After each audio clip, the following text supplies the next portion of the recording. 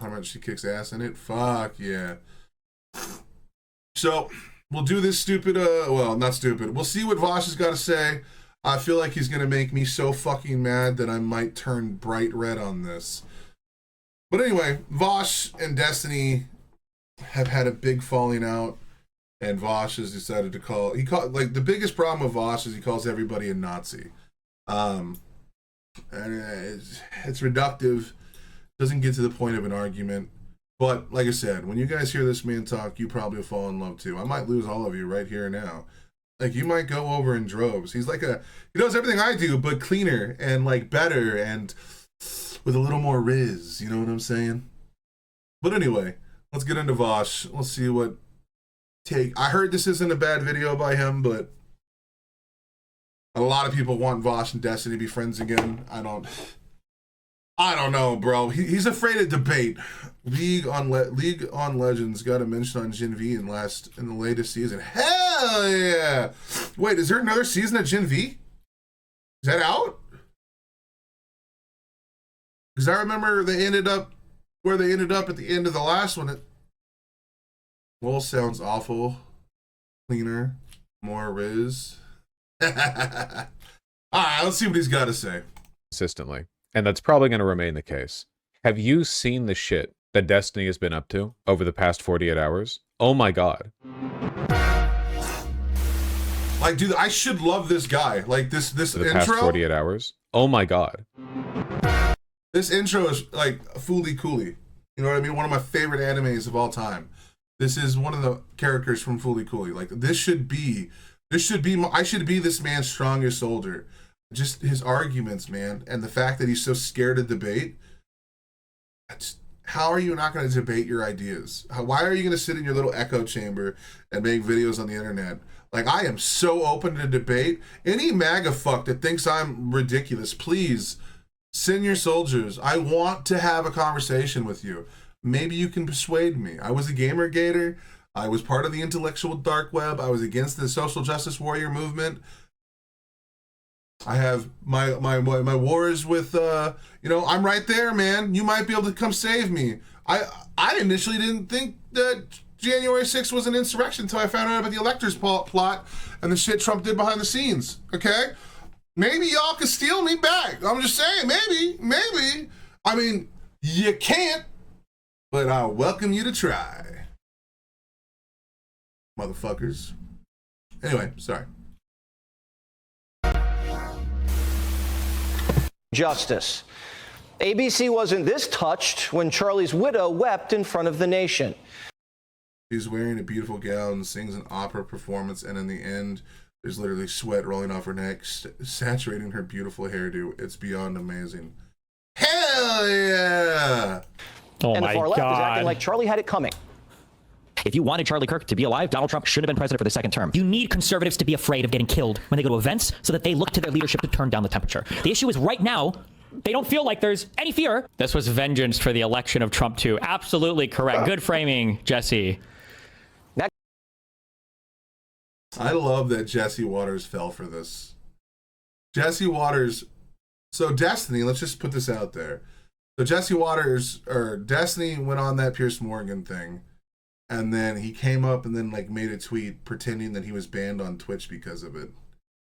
This Fox News host with an entire apparatus behind him, an entire team of researchers and whatever the fuck they have at Fox News, cult members, satanic worshipers, and dick sucks, couldn't even fact check a fucking tweet.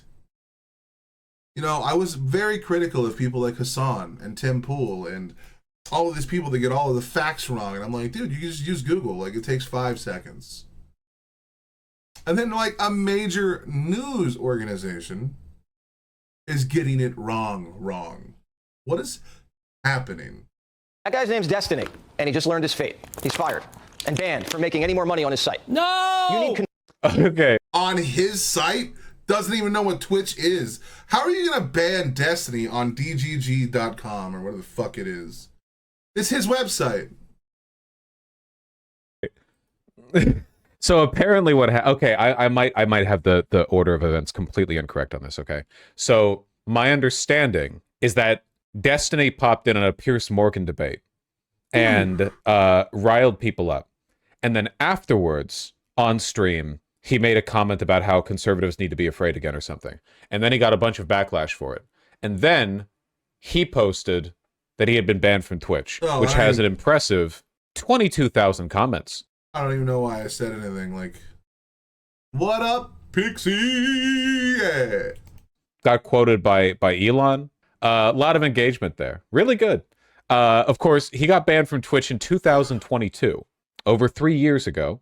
It was just a bit, but Fox News reported it as though he had actually gotten banned, like now. Which, not to suggest that I had any kind of high esteem for the editorial, I don't know, guidelines, or I guess like fact-checking ability of Fox News, but the fact that they would run with he's been banned from Twitch, like no one even thought to Google, like not even thought to Google it. What it essentially means is that there is no filter between, hey, look at this tweet, and it being put on Fox News. That's so fucking wild. When Twitter is becoming our news and our source of reality. I'm never going to use the phrase marketplace of ideas again. Or the new town square. Oh my god. Like, there's not even a guy in the middle going, okay, how do we frame this to optimize our own? Yeah, I had no idea I was going to do that, so that's my bad. I could have just kept my mouth shut. Outcomes or whatever. Literally, they're just pitching tweets. It might as well be a live stream. Jesse Waters is literally in VGG right now. Oh, we don't claim him. Okay, we need to go back to the beginning. Jasmine Crockett or Maxine Waters or Chuck Schumer, AOC or... Oh my god, so all of these guys have violent rhetoric? Maxine Waters was probably the one that said the most horrendous shit. Let's just go watch that for reference, okay?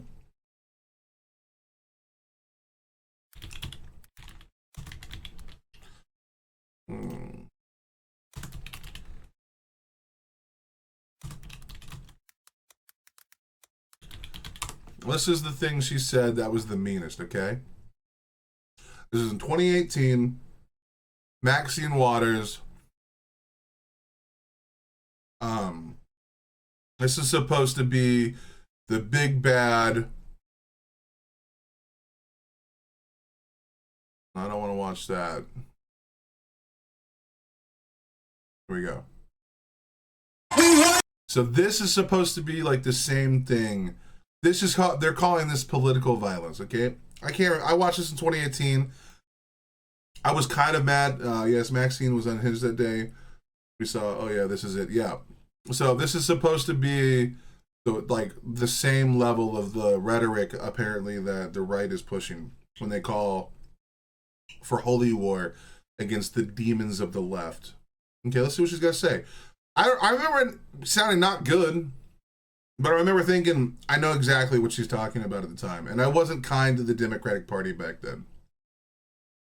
It done now. We're going to insist on it. If you think we're rallying now, you ain't seen nothing yet. Okay, rallying now. That clearly means that she's talking about, a protest. Okay.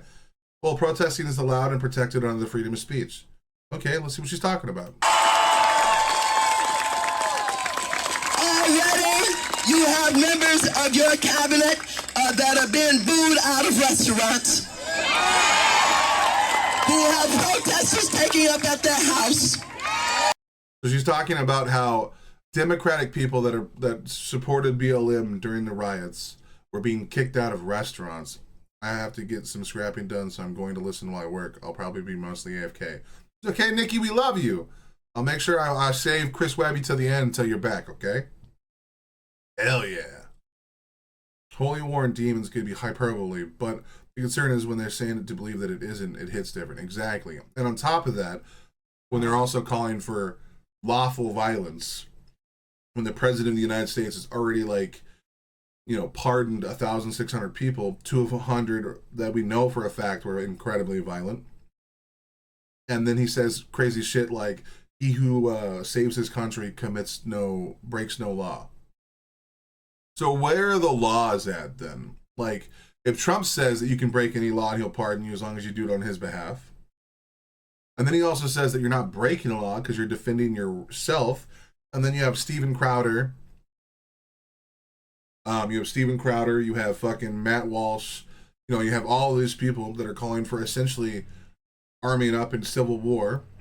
Or at the very least, they're not calling for it directly, but any one of their rancid, terrible supporters could take that messaging and run with it. They're making sure that they're not saying it completely out loud.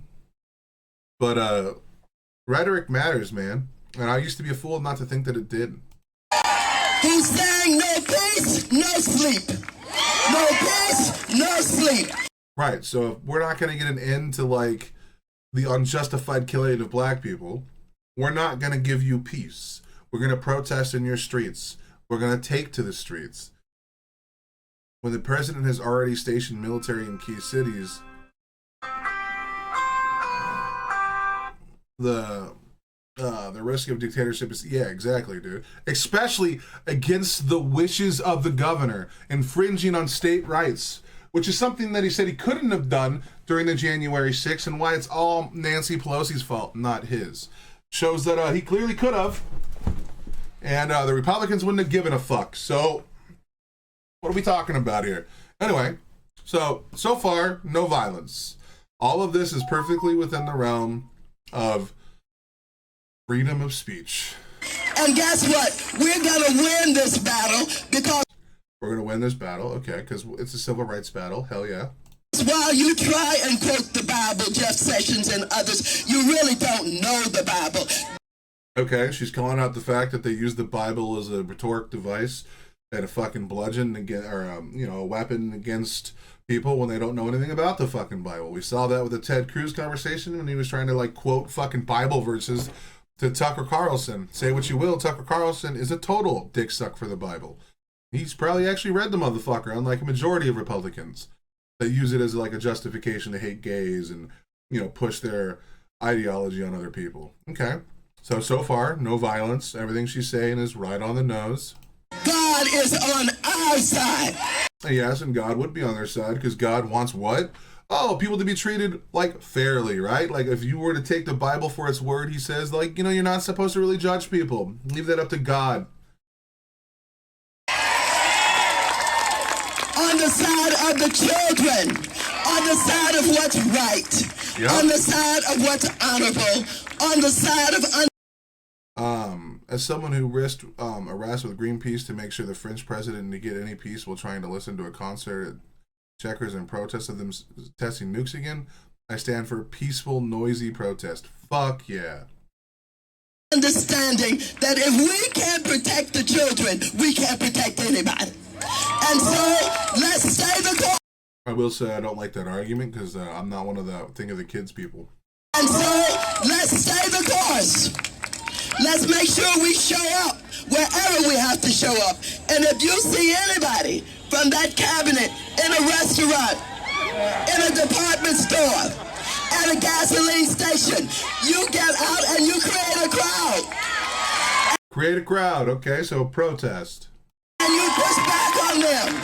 You push back on them. Protest, okay. And you tell them they're not welcome anymore, anywhere. There is no violence there. If a Republican watches that and sees violence, their brain is broken. She didn't make any calls of violence. She didn't even call them evil. She didn't even call them demons. She said members of this cabinet that are participating in trying to quell down the actual protest of BLM aren't welcome. They use the Bible, I will use the kids. This thing is neither understanding others unless using them for the selfish reasons. Well, no, because the people that use the Bible also use the kids.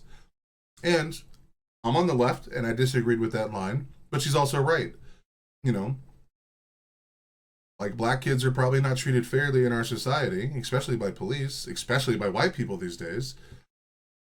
Like, there was no violent rhetoric there at all. Start a crowd. Push back on them. If that's violence, then like the right needs to be locked up in fucking Guantanamo Bay. Like, they are way more violent than her. And if this is their best example of violence, there's no hope, dude. The right needs to be stopped then at this point. This is crazy. Like, the more that I hear the right talk, the more I'm becoming radicalized against them. Because, like, none of them know their arguments. None of them even know what the fuck they're talking about. They don't know the facts of the case. And they just go around and start fucking, like, complaining about bullshit. They still think that a majority of the violence is done by the left. When we have study after study that shows it's done by the right. The right is slightly less, more violent than extremist Islamic people. That's crazy. What they hear is a danger they may face consequences for being toxic. I would be worried if I were them. It would feel threatening, but it doesn't mean it was violent. Hell yeah, dude. But all right, so that was this guy's best example of violence. Okay. It was tame as fuck. Bernie Sanders, all of these bastards call us fascists. You are being fascist. You are going against the Constitution and nulling and voiding people's rights that are in this country. You are banning people for their speech. Look, I'm not a pro-Palestine guy, okay? I mean, I am for the people of Palestine, but until Hamas is dealt with, I'm on Team Israel. Now, once Hamas is gone, and if Israel continues, I'll be against Israel. But Hamas is a terrorist organization that needs to be dealt with. Full send. And if that makes people mad, that's just the way I am, bro. I don't like terrorists. And you can't use like, well, the UN says this, because Hamas goes against every UN fucking rule there is, and rules of engagement. They don't follow any of them. Like, Hamas is the ultimate bad guy. Once we get rid of Hamas, I will join your side to get rid, like, tell fucking Israel to chill the fuck out. But until then, I'm against Hamas. But that doesn't mean that someone that's pro-Palestinian that's out here, like, protesting on the street should be locked the fuck up. The right and Islam being violent, the difference was not statistically similar. It was okay and correct to say there is violent based. Yeah. I mean, I think it was like a 1% difference. 1%. Like, I think it was like 61 and the other one was 62. Maybe there's like a 0.5 in there. But like, nah, dude. Like, you don't get to argue against fucking facts. Doesn't matter how much research people do. The facts are the facts. If you want to interpret data on a different way, that's cool, I guess. Yeah, being against Hamas is very different to being, yeah. Exactly. Yeah, because Hamas is just a terrorist organization that is using the Palestinian people as a weapon and a shield to defend itself against Israel, when, like, Palestine people deserve better. 100%. Like, in favor of what? Oh, yeah. Well, yeah, I'm in favor of Israel defending itself, but Hamas needs to get taken out. And until, you know, the people of Palestine are willing to, like, assist with that, you know what I mean? War is war, dude. They started a war, they're losing it. Now, does that mean I'm okay with the deaths and stuff? No, by no means. But again, you know. But anyway, let's get into this. Been quite active on social media. Arrogant self, come on, man. We don't have enough dialogue at all. Surely you're not going to walk out in a debate. Wait, did Destiny replace Cornel West? Whitewashing the Pierce Morgan debate lineup. Jesus Christ. You cry more. Go on and make your money, man. Right. Well, there's a kind of farcical to quit a debate where we're literally debating about the importance of free speech. What do you think about Trump allowing America to take 10% of Intel? Bernie even liked it. I hate it. Sorry, that's off topic, but the government-owned a corporation is fascist and communist tactic. Honestly, fuck authoritarians. No, I got you, bro. I don't really like a company being taken over by the state, but I'm not, you know, communist. I don't want any of our companies to be run by the state that way. I'm for private, you know, enterprise, and I like the idea of private corporations doing what they do. I like the government regulating them. I wish that the government would heavily regulate corporations. I wish that we would find ways to actually make them pay their actual taxes You know, because like our corporations are getting away with murder in the private sector. As someone who's worked at many of them over the course of 15 years, I think it's total bullshit that so many people get taken advantage of, and it's not until there's an actual issue that the government steps in. I think that a lot of these red tapes need to be put up front and center. I think that every corporation, every business should have a fucking union, unless they're like a mom and pop shop. Like, I am totally against Trump buying into Intel and shit. That's fucking stupid. But at the same time, just because Bernie likes it doesn't, I don't give a fuck what Bernie likes. Yeah, well, and on top of that, that GDP and all that fucking stock market is tied into like three businesses, or three fields. You have the medical industry that's doing very good, then you have AI, and then the other one is fucking Tesla. And these things can burst at any time, and we will hit an actual fucking crisis that could destroy our country. And then you'll realize a majority of our money is fake. You know what I mean? None of it matters. It's all about it could all go belly up in like tomorrow. It could, in the next few hours, all of our lives could be fucking ruined. The value of a dollar could plummet. And being able to listen to each other's opinions, which seems to me completely insane. Anyway. Well, no, see, because Piers Morgan, I already know what he did. Don't even have to watch the debate. I guarantee you, because Cornel West probably said some mean things about Trump, calling him a fascist. And then he's going to say, because Cornel called someone a fascist, that he's advocating for violence. Sorry, when you do fascist shit, you're a fascist. That's just the way it works. And sorry, you guys have been calling, what was it, the left for, 50, 60, 70 years? You've been calling them communist? Like, didn't that shit happen in the 50s? Get the fuck out of here, dude. The right doesn't get to fucking dictate the battlefield anymore. I'm not going to capitulate to these people ever again. I'm not bending the knee. I'm not going to have the battle on communism bad or socialism bad until the right's willing to tell me forthrightly what the fuck the American dream is anymore, and then call out the radicals on their side. I'm just not going to do it anymore. I'm going to make peace with people like Hassan and Vaush and all these crazy fucks until the right is willing to be held accountable for the actions that they make. Fuck them. I become more radicalized every fucking day, dude. This is crazy that the right is losing their fucking mind. We've lost Cornel West for now. Maybe Goodbye, we'll get him Cornel. back. Well, Andrew Wilson referred to Destiny's insane Goodbye, Mr. tweet West. Off to pay child support payments. a little earlier, which was the middle guy, the fashion, the debate you did with the neo-Nazi. I've debated a lot of neo-Nazis. This guy, I think this guy is the one that I had the birth rate conversation with. I'm not sure. I think this is Paso. Andrew Wilson is one of the worst people around. He's a philosophy bro. And the problem is that if you go really deep in philosophy, the only thing you're really going to learn is nothing means anything and no one knows anything. You can get deep enough into the weeds in philosophy to where there's no conversation worth having. It all disappears like that. Because then you're going to get into where are rights from? What is the creation of like the universe? Where do we pull our fucking opinions from? And you can just keep getting deeper and deeper until nothing means anything. That's what this guy does every debate. He will just philosophy bro you the entire time, and then you're just stuck trying to define a thing while he never puts forth an actual cohesive argument. All he does is internal critiques, and it doesn't matter, because then when you zoom back out, he'll just say, well, then nothing means anything. Okay? But how about we're talking about the fact that Donald Trump is deporting people without due process? We can these are laws and rules that we've built upon in our society, but then he'll stick to moral oughts, and this guy is one of the worst subhuman pieces of shit that if lightning struck his house, it may be a good day for America. Obiek, isn't it? Why does he look like that? Why does he look, and I'm saying this with the inflection of a racial slur, British? We all know who Kasparian is. Disavowed by Anna Kasparian. Well, Destiny joins us now.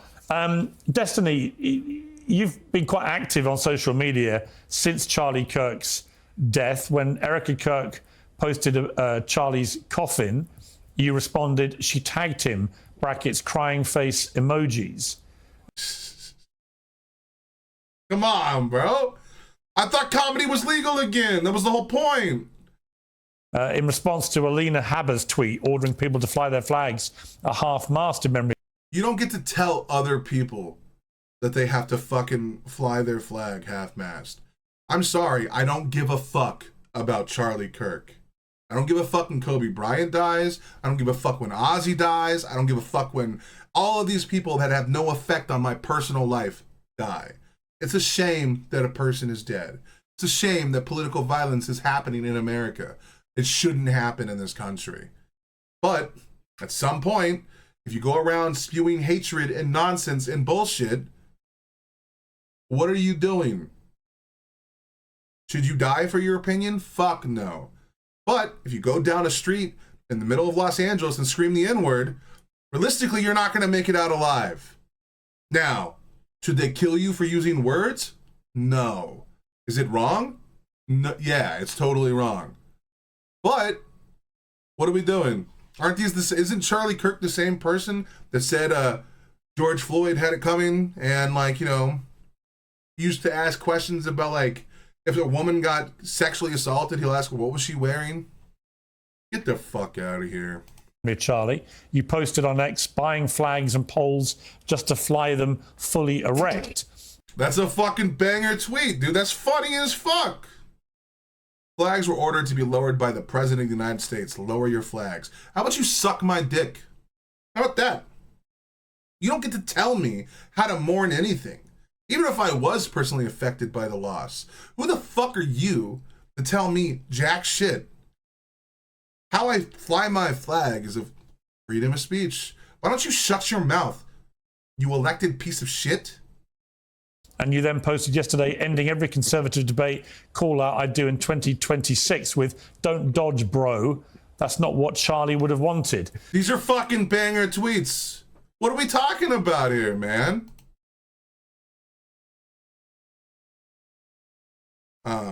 I have found myself oddly moved by strangers dying sometimes. Princess Diana got me in the feels for some reason. Bowie died was a bit of a shock. It can happen unexpectedly sometimes. I could just be a sociopath, bro. For me, I don't give a fuck. Like, at the end of the day, like, Zakk Wylde was my hero when I was 18. I listened to his music all the time. That guy could be dead, right? I have no idea. I don't give a shit. The artist means very little to me, honestly. It's about what they create and the loss of that. We're going to have more of that. But as all things are, all things end. And, like, once you come to that reality, you know, like my friends, if they die, yeah, that's going to fuck me up a little bit. I mean, one of my best friends, Vinny, died, and in a selfish, fucked up way, all I thought about is how, like, comparatively that was to my life. His funeral had, like, 8 people in it. And, like, a piece of shit, I was thinking about myself instead of him. I was like, damn, bro. I have even less friends than Vinny. Like, what the fuck? Like, no, there's going to be no one at my funeral. My parents aren't even going to be there. They're so far away. Like, what the fuck? Maybe I'm a monster, dude. I don't know. Yeah, dude, watching his mom cry was rough to watch. And then when his grandma cried, that was pretty rough. But, like, when I got up on that stage, I said my words, like, you know, all I could think about in the back of my head was, like, holy fuck, dude. Vinny. Why did he have no friends? Why did he have no family?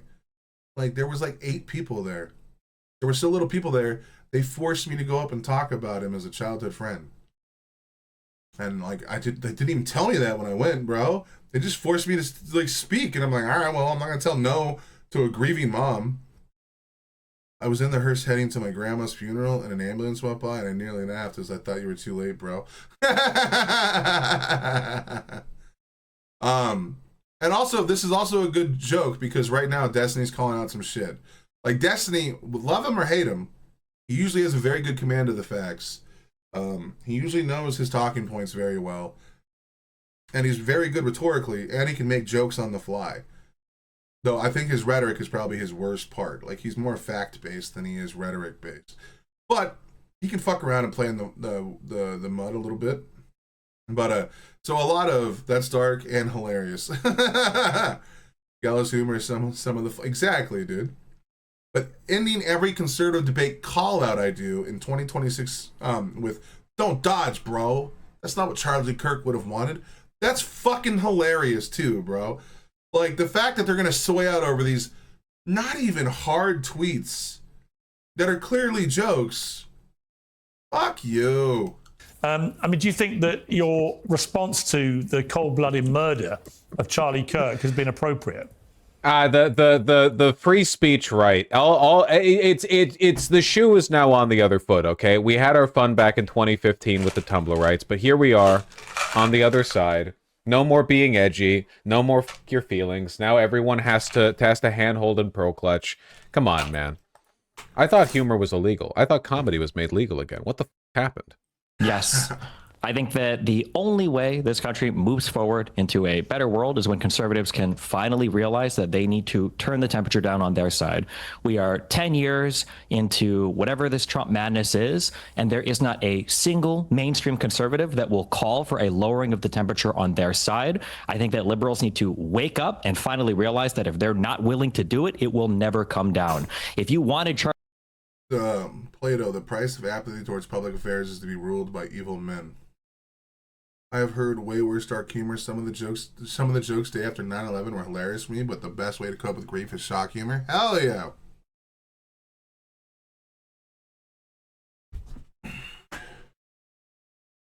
We have to remind ourselves we are alive and enjoying that. I don't know if I agree with that Plato quote. It actually sounds like dog shit to me. It all feels performative. And I can't stand performative shit. There's like no genuine reaction to these situations. And I refuse to buy into that. I refuse it on a fundamental level. The amount of people that cried about Kobe Bryant, fuck off. The amount of people that cried about Robin Williams, fuck off. Most of these people never gave a fuck. It's not like I ever heard half these people quote anything from them. Like most people didn't even watch the games. Nah. Get the fuck out of here with that. That's bullshit. Charlie Kirk to be alive, Donald Trump shouldn't have been president for the second term. Every time he's in office, this happens. People joked about when Biden came in, it was so boring, nothing was going on. 7 out of 10 of the largest protests in American history have happened under Donald Trump. All of the recent political violence that's happened in this country over the past 20 years, the majority of it, the overwhelming majority of it, everybody gets mad because they keep asking Grok about it, has been conservative. Who shot Charlie Kirk? We don't know, you fucking dipshit. A guy from Utah who was raised in a Christian.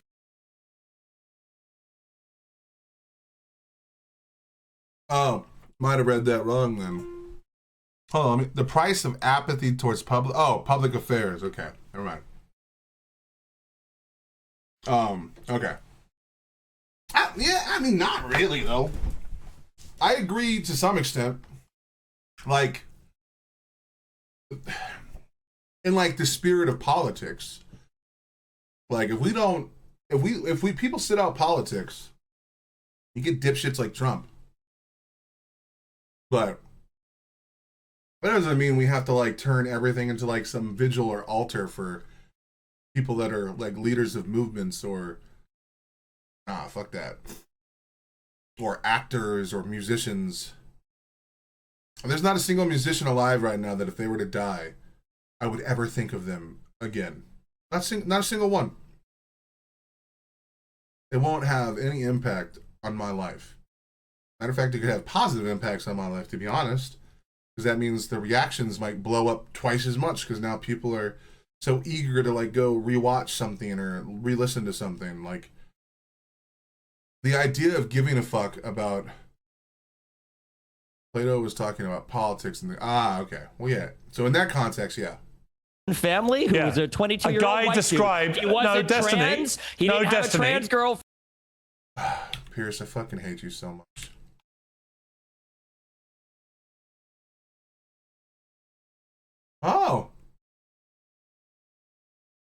Charlie Kirk. A guy from Utah who was raised in a Christian family, who was a 22-year-old guy white described. dude. He wasn't trans. He didn't have a trans girlfriend. He didn't have any trans. Classic Piers Morgan. Every time he starts a show, he flips the coin on which side he's going to take today.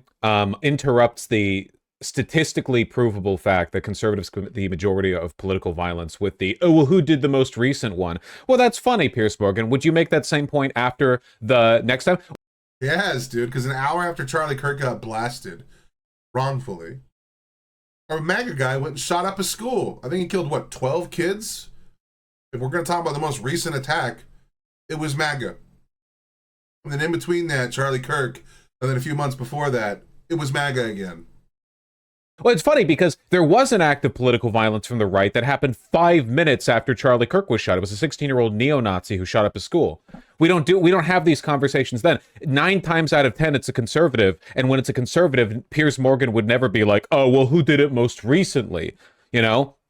Only when a person wasn't explicitly conservative will Piers Morgan sit down and go, okay, well, I'm not really interested in the broader data. What I want to know is who did it most recently. His influences. He didn't have any trans bullets. Yeah, I'm sorry, you guys were wrong on all of that. To be clear, the governor of Utah, Spencer Cox, has made it clear that they're investigating. We do not give a fuck about the claim. Like, we needed to go to court, okay? We need a court case. I should like this guy. I should. Like I'm saying, I should like this guy. I know that. But some of his shit that he says, he's just too far left to me. There's a few things. Now, I don't think he's like, pro like Marxist Leninist or anything like this. I'm pretty sure he's actually just a socialist, or he's like as far as you can get on the social democrat scale. But the fact that he usually just calls everyone a Nazi and then writes them off and he won't debate annoys me. Because if he would show up to debates and have actual conversations with people, think about how much good he could do. Like, we need debate. Like, to me, that's what politics is. You have two forces of power coming together and pushing their ideas against one another. And then sometimes the best thing to do is what the right needs. Sometimes the best thing to do is what the left needs to do. Now, more times I believe it's the left, but like it's a case-by-case thing. Investigation has now established that he had been radicalized by a leftist ideology, which drove him to do this. I don't give a fuck what the governor of the state thinks it is. Okay? We need it to go to court. We need the people to actually like commit to telling the truth under the full extent of the law. The politics is the theater department. I don't believe any of that. All this time I've heard that the industrial military complex is some superpower, or like the oligarchs and billionaires secretly rule the country, and the tech bros are gonna like, no one is keeping Donald Trump in check. The military industrial complex isn't doing it. He ran as a no-war president. He tried to cut funding to Ukraine, and he drastically reduced the amount of money we were giving them and weapons. Where's the military industry complex? Why are they not just assassinating him if they're so powerful? It's probably because they have no power. It's probably because they make a small fraction of the amount of money that we put into AI and the Google tech bullshit, and they're not doing anything. They all bent the knee to Trump. Where is this like massive conspiracy of all these things ruling the country in the backgrounds and like the Illuminati and the Jews when Trump does whatever the fuck he wants and no one checks him? I don't believe any of this shit anymore. The talking points for the last 30 years about the military industrial complex, it's all bullshit and hogwash. I used to believe the dumb shit Dave Smith used to say when he said that like we tried to like overthrow the government in Ukraine. The person we wanted to become president of Ukraine didn't even become president. You should look into Halliburton and Rumsfeld. Trump is causing a perpetual despite what he said he would do. Yeah, I know, but like none of them are keeping him in check because he's allowing Israel to bomb Iran and he's bombing Iran. He claims anti-war when he bombs brown people. Yeah, but none of it. It's you put on D end of D hook. Dude, look. I don't buy any of it anymore. It's all bullshit. The president gets to do whatever the fuck he wants, and there's no one pulling his strings other than Stephen Miller, the crazy little Nazi gremlin that sits behind him, like we used to call Dick Cheney, when Dick Cheney wasn't even half as evil as that motherfucker. I don't buy any of it anymore. Donald Trump does whatever the fuck he wants, and no one is keeping him in check. The richest man in the world tried. And he got laughed off the stage. He had no political power. The only power he had is the power that Trump loaned him. Money doesn't mean shit in this country. It's all about power. And all these people that have the power, like the Illuminati, it's all bullshit, man. Holy fuck. I'm so over the crazy talking points, man. It's just, it's not, especially when none of it's really verifiable. Everyone thinks that there's these crazy backroom deals happening when Trump just does what the fuck he wants. Trump was at least a really good fucking opening to the window of like how our country truly operates. So now every time I get into a debate with someone, I'm not yelling. I'm just loud, dude. I'm not even mad. What was I gonna say? Like getting Trump to like open up the way our politics actually works. And you can just do everything by fiat. No one listens to the Constitution. I think no one is pulling Trump's strings. Also, Musk was not really the richest man. Putin controls way more wealth. Just keep it in other people's bank accounts and tells them what to do. Yeah, I mean, I believe that. Like, I do believe with money speaks, truth takes a step back, and when power speaks, even more money takes a few steps back. Like, I'm just over like the whole like isolationist bullshit. Populism bullshit, and everyone's like, we need to pull out of like all these countries, the military industrial complex this, the big banks this, and then the fucking tech oligarchs this. Trump did whatever the fuck he wanted. He got all the most powerful people in the room, and they sat there and sucked his dick on camera, including Bill Gates. Like, it's all bullshit. Like when you have Facebook, like doing whatever Trump wants and then giving him $20 million. Nah. That's just I'm sorry, excuse me, when? This is false, by the way. He had been radicalized by a leftist ideology, which drove him to do this. That's just I'm sorry, excuse me, when? This is false, by the way. That's not true. Yesterday, he said that. No. When was he radicalized? In the 6 months that he did remote college? I don't know when he was radicalized. Oh, you don't know when he was radicalized, but you're going to report it as if you know facts of the case. You're such a subhuman piece of shit. No wonder you got ousted from your country. You are a fucking animal. The fact that you can put on a suit and LARP as a person is insane to me. You are fucking disgusting, and you run defense for Trump every minute of every day. Why don't you go suck a dick? What you just said is not true. The very reasonable sounding governor of Utah has made it clear. Oh, a reasonable sounding governor of Utah.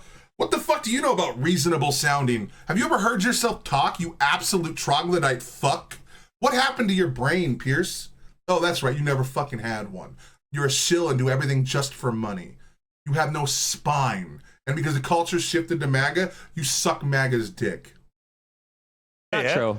Reasonable sounding? What the fuck are we? Oh, well, all right. I don't know if it's true or not. I heard it from a guy, and he sounded like, I don't know. It sounded convincing from him. So I feel like this is true. How do you respond? Yeah, well, this is also supposed to be the people that are facts over feelings. Get the fuck out of here. This is why I ignored my Pierce Morgan debate request emails, dude. Jesus Christ, this guy's an intellectual black hole. Oh, see, he says it so much more nicer than I did. An intellectual black hole. Damn it, Vaush. Stop being better than me in every way, you son of a bitch. Can I also borrow your haircut? Like, holy fuck. You may not want to hear this. This is an ongoing investigation. You may not want to hear it, Destiny. But the reality is the investigators, according to the governor of Utah, have established that he was radicalized. Okay, when you hold a nuke football, can you order anyone arrested and ruin lives? People don't Senator Trump for sure, but he's still doing things he's told to do. Remember the executive orders he aimed, didn't even know what they said. No, I agree. But I don't think that, like, no one is holding Trump accountable, okay? No one. Like, if Do you like? We always heard that if Trump was like gonna spend or like negatively impact all of these businesses too much, that like they would stop him. They haven't done shit. They sent a strongly worded letter like, "Please, Trump, don't do this," and Trump says, "Suck a dick," and does whatever he fucking wants. Trump is a fucking monster. But I don't think there's anyone really pulling his strings. I think that Trump is too stupid to read, so when people hand him an EO, he might sign something into law that he doesn't, or not law, but sign in something as an executive order that he doesn't know anything about. But I don't think Trump is, no one's telling Trump what to do. They might sneak shit in because he doesn't know how to read and he just auto pens everything while bitching about Biden doing it. But I think Trump is just a dipshit. I think he's such a dipshit that he can't even be as evil as he can be. No one is holding Trump accountable yet. If he ever did something they didn't want, he would be gone and locked up, and he knows it. I don't think so at all. I don't think so at all. Because Elon Musk didn't want him to do half the shit he did with the big, beautiful bill. Nothing happened. Bill Gates didn't want him to do a bunch of shit that he wanted to do, especially around vaccines. He's about to come out and say vaccines cause autism. He's going to do that today. I already know. This is making me want a beer at 10 in the morning. Like, nah, dude. It's facts, dude. Well, I mean, I always want a beer at 10 o'clock in the morning. To a leftist ideology. Pierce, we have to wait until the findings have been public and it's gone through court before we can call it a fact. What you can say is the governor is suggesting that he's on the left. We don't have all the information, but this is what the governor believes. I'm inclined to believe him until other evidence has been presented to me. Boom. You don't have to make a matter-of-fact statement saying that he's on the left. Established. They've established. We're using cop speak here, you know? Yeah, the extremely competent FBI and local Utah law enforcement have, over the course of just a few days, despite not being able to capture this guy until he turned himself in, basically, through his family, were able to comprehensively determine the entire motive. I know typically determining the motive of a shooting is unless there's like a manifesto, you need like a whole investigation and there's a trial and everything. But no, they got this worked out, dog. Drove him to murder Charlie Kirk. Now let me just ask you. That's just not true. Let me just There's ask no you. way to deal with it. Okay, You're living in a accusing the delusional governor of lying. Yeah. Oh, Musk isn't the one who could deal with Trump. Musk wanted things others gone, didn't so, had to go. Empower people like Vance. Republicans in the House can Trump in days if needed, and he knows it. I agree that Vance is way scarier, and he will play ball. I just don't think that anyone's holding him accountable. Because at the end of the day, Vance doesn't have the staying power of the Republican Party. Like, no one gives a shit. People like Trump. They don't care about Vance. They don't care about the Republican Party. They don't care about power or politics. They like Trump. And as long as the American people are on Trump's side, or the vast majority of the Republican Party is, Trump is going nowhere. Because right now he's an effective tool. Now, will Trump ever lose that support? I don't think so. So Trump is here to stay, and no one has any power over him until he starts losing himself to his own party. Because as long as he can maintain like 80% of the Republican Party as his little fucking piss fuck it, like fleshlights, like there's no stopping him. At least not from the Republican side. That's why the Democrats need to shut the government down.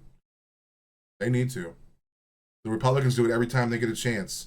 So fuck that. We should play the same game. Fuck them. That's your prerogative. But sure. If it turns out to have been somebody with a leftist ideology who wanted to shut up Charlie Kirk, would you condemn that? I won't condemn anything until the president of the United States can go on air and say, all of us need to calm down. So you won't condemn the murder of Charlie Kirk until Donald Trump says something. Vance has a base of support in the top of the Republican Party. Fox keeps Trump in check too. Pay attention to when Fox goes against Trump. That's when he's straying off script. I believe you believe what you're saying, but the fact that it has done nothing to harm Trump at all, and Trump keeps calling him fake news and has gone after Rupert Murdoch or whatever his fucking name is, and going after the Washington Post and like, they have no power. There's nothing stopping Trump. There's no one that's going to come to the rescue if Trump wants to do crazy shit.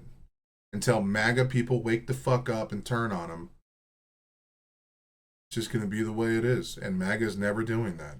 Like, he's a fucking pedophile. He's on the Epstein file. They all believe that he's an FBI informant now. They believe the last election was stolen. There is no one holding Trump accountable other than Trump and his need to want to be liked. And I believe that Trump believes that he is the best president of all time.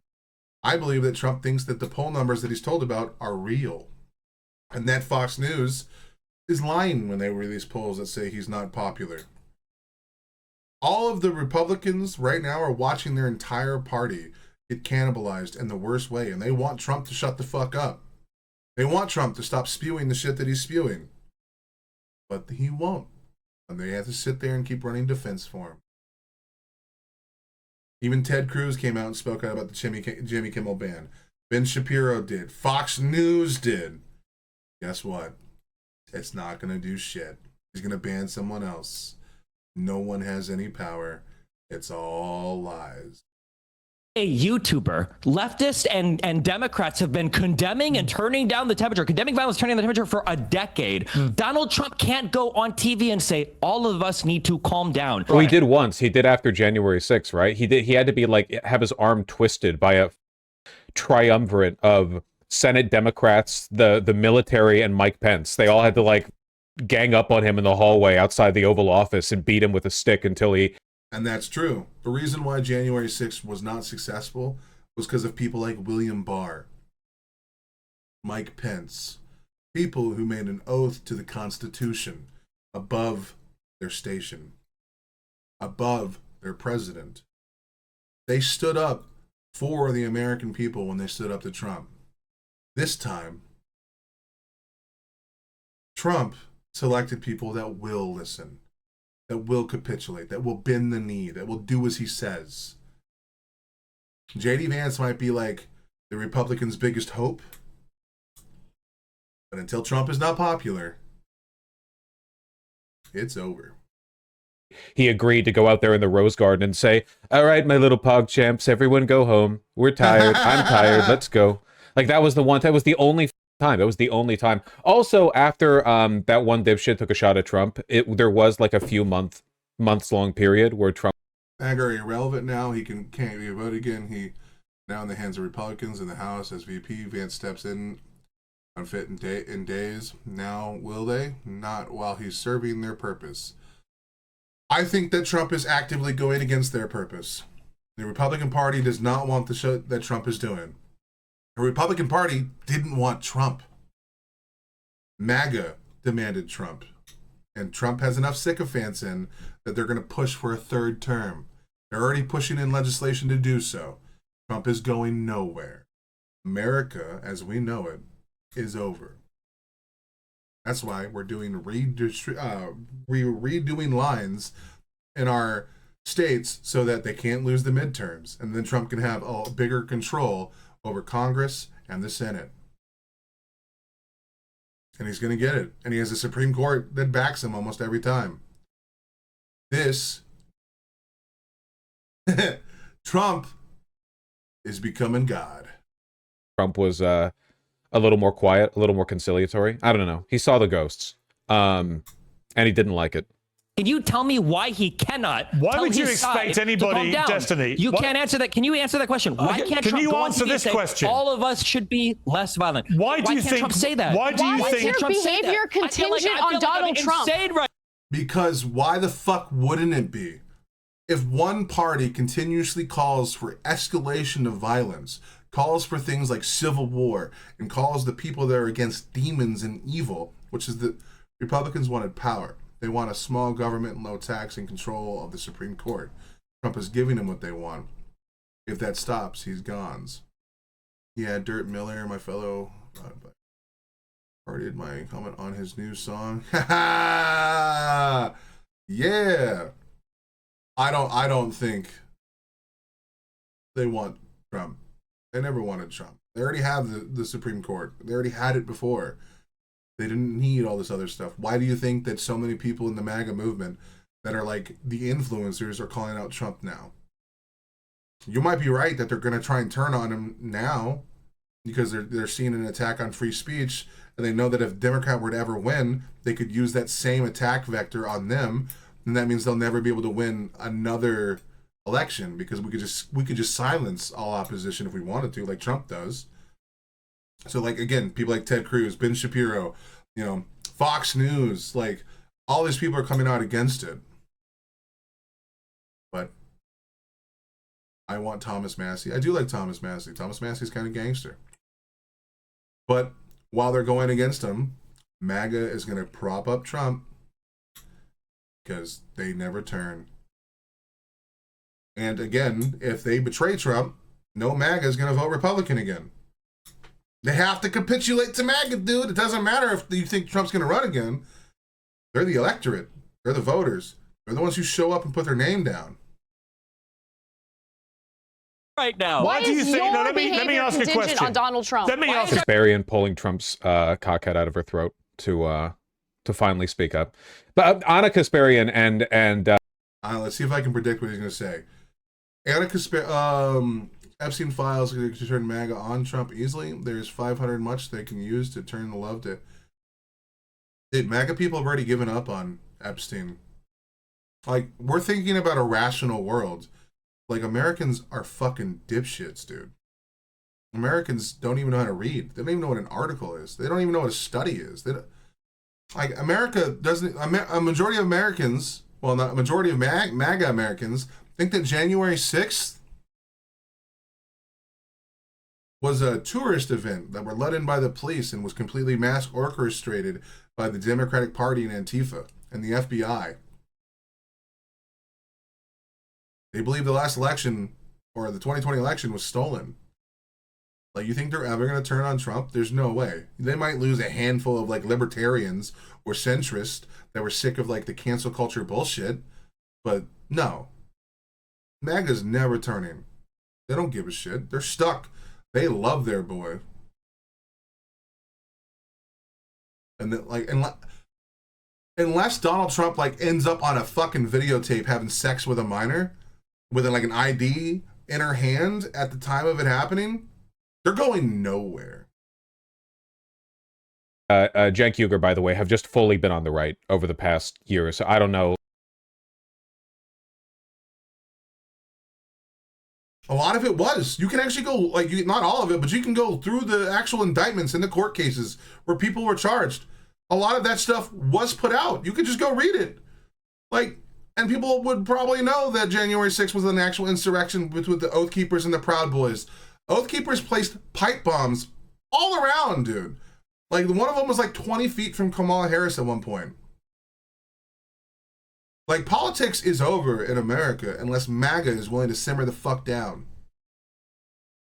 And Trump is in charge of MAGA. He's not willing to... Like, dude, at the fucking event, Charlie Kirk's wife, in order to gain sympathy, because she got a lot of pushback for, like, trying to, like, you don't know what you created. I think a buzz about Kirk is to take on the eyes. Yeah, I agree with that. Hell yeah. Or the fact that, like, Russia actually attacked a NATO ally. We should go to war now, but we won't. But so Charlie Kirk's wife, Erica Kirk, released some really disgusting things after Charlie Kirk died. Went on to Turning Point USA and where we will keep fighting, the evil will be defeated, our holy country. Like, we have people now on Twitter with like 10,000 likes saying that we need to tear down any statue that is not of God or Jesus. Like, there's an Indian statue of, like, an Indian religion or something, or a Hindu statue or some shit or whatever. And it got like 10,000 likes, and so many of the people in that fucking thread were like, yeah, these brown people need to understand this is our religion, and America's a God country. And it's like, actually, no, America has the freedom of religion, you dipshits. Oh. But anyway, at the Charlie Kirk vigil, Erica went up and said, I forgive the shooter, because she's trying to be a Christian. right? She's trying to live by Christian values because she got so much pushback for spewing hatred. Trump's approval rating now is 43%. He's not giving MAGA what they wanted. The anger I've heard from MAGA with Trump is real. Lots have turned already. I agree with what you're saying, but it's having no effect. It's been going on for months and like nothing. Like he dropped 4 points, 4%. He was at like 48%. Now he's at like 44. Holy shit. He's on the fucking Epstein list for piddling kids and he lost 4% points. That's nothing. Like we fired Bill, we impeached Bill Clinton for getting his dick sucked in the White House. Trump was piddling kids, dude. He lost 4%. It's going, I love you, dude. I love you with all my heart. It's not going anywhere. Have you seen UK Channel 4 documentary? Lots of footage. Yes, there's a lot of footage of it out there. Trump came up behind Erica Kirk at the vigil after she said, I forgive the person. And I literally came up behind her and said, we forgive no one. We're going to keep fighting against the radical, the Democrat, like the demons of the left. So like the story, like the forgiveness aspect was dropped immediately because Trump is a monster. Like, I'm not covering this shit, I guess. It's just, there was like a window of time where it was interesting because it felt like they were kind of, you know, dancing on the fence post about, you know, being bought out by the right. But now there's not really any ambiguity, so there's not much point in talking about it. Question. Because he's the president of the United States of America and the leader of the Destiny. Let me You have a huge audience of young. So this is where it's really unfair. So Destiny, Pierce is supposed to be the moderator, right? Jack Posobiec, someone who got paid by Russia to spew hatred in America. Andrew Wilson, who is a philosophy bro, anti-feminist piece of shit, can't even open a pickle jar up, who uses bullshit arguments, is like a person who believes that we need to be under an actual fascistic dictatorship through religious command theory, and that all religions and other people need to be banned from the country. And he's pro-eugenics and a bunch of shit like that. Anna Kasparian is supposed to be on the left.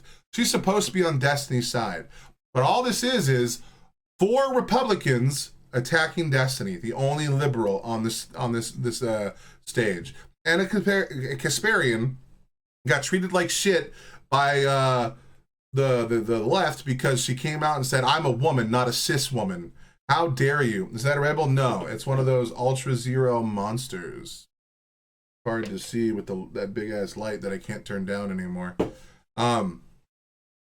This woman is a fucking shill.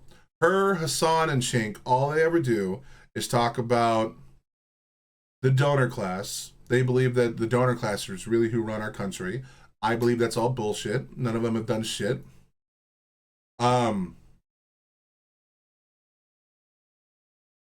Oh, the people who are in favor of America being a theocracy like Iran are the real scary ones for me? Yeah, and that's Andrew Wilson. Andrew Wilson is totally in favor of command theory. He argues against libertarians, saying that their views are bullshit and that they need to be given to divine command theory. That's his whole shtick. That's his whole thing. He calls himself a paleo-Christian. He's a disgusting person, honestly. He thinks that only one person in that building should vote. He thinks that that person should be a man, that women aren't allowed to work, and that only a small section of our people that live in our country are allowed to participate in elections. This man is a fucking absolute subhuman monster. I'm going to use their language until they stop using it. I'm just going to play their game. I don't give a fuck anymore. And if that means violence happens, fuck it, dude. I'm ready. I don't care anymore. If they want to be fucking the violent little demi monsters they are, I'll do it too. I mean, I'm a county kid, bro. I'm willing to get back into the fucking... I'm willing to get back into my old mindset, dude. I'll go debate bro as fuck, dude. I don't give a shit anymore. I'm tired of these sick, disgusting people that fucking are only ever holding one side accountable. I'm not doing it anymore. men who listen to everything you have to say. So when it doesn't matter. You have a huge audience, and because of the fact that you have a huge audience, you have a responsibility. By the way, this is basically just the political violence equivalent of the redistricting debate, where there are well-meaning dipshits on the left who are like, no, we shouldn't participate in the destruction of the democratic process by gerrymandering. And it's like, an opposition to gerrymandering is meaningful only if everyone does it. If the other side is gleefully gerrymandering and you're the one... It's 90 minutes but covers a period of 4 hours, lots of footage from the body cams, etc. Exactly. And also you can look at the Dominic Pizzola. You can just go read his court case that he was now forgiven for.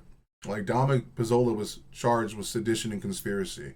He used WhatsApp app and Parler in order to send messages back and forth, which the government can get full access to, about how they're breaching. They recorded self videos when they were breaking into the building. Like, they literally had one of the guys on camera while he was charging the Capitol gates after they beat the fuck out of the police and knocked down the barrier. Like, he was we're taking back the Capitol! Like, you could see the reporting at the time from Alex Jones, Nick Fuentes, who is an alt-right super Nazi guy who the Groypers might be actually responsible for the Charlie Kirk shooting, because right after Charlie Kirk got shot, he went out there and tried to make an appeal to his audience. Except like a week before that, his audience was shitting on Charlie Kirk. Like, nah. And wait, what was he about to say? So I can... is meaningful only if everyone does. Yeah, okay. So the reason why we just can't capitulate anymore is because it only works if both teams are playing by the rules. It's amazing to know they got pardons. Yeah, exactly. But like, if me and you play a game and you cheat the entire time we play, what's the benefit of me following the rules then? What's the benefit of saying, well, I'll follow the rules and I'll let you cheat? Especially when we're taking optic L after optic L. Because for some reason, Americans are so fucking brain broken that they think about someone being kind to them.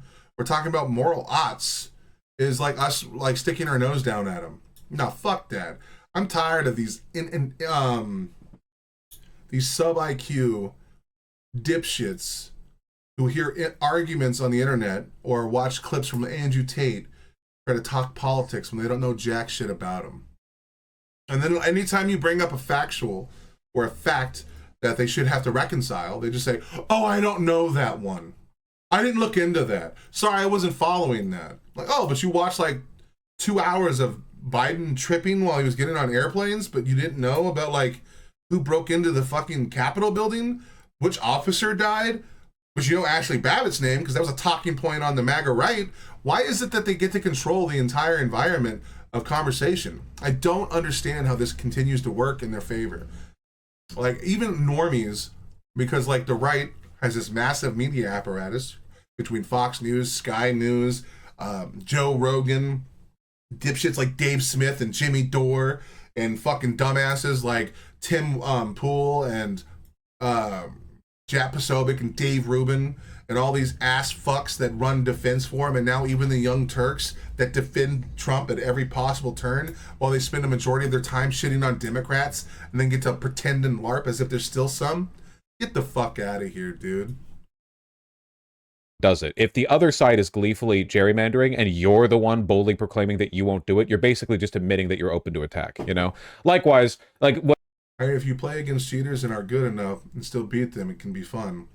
But not if the cheating is winning. I get your point, and you are right. Yeah, oh yeah. I mean, but like, if we had an informed electorate that understood that the Democratic Party and liberals have done so much positive for this world, that I would be more inclined to say, when they go low, we go high. But we don't. The people that vote in our elections, their primary source of information is Twitter. That's crazy to me. Like, they're the same people that'll like rant and rave about vaccine mandates,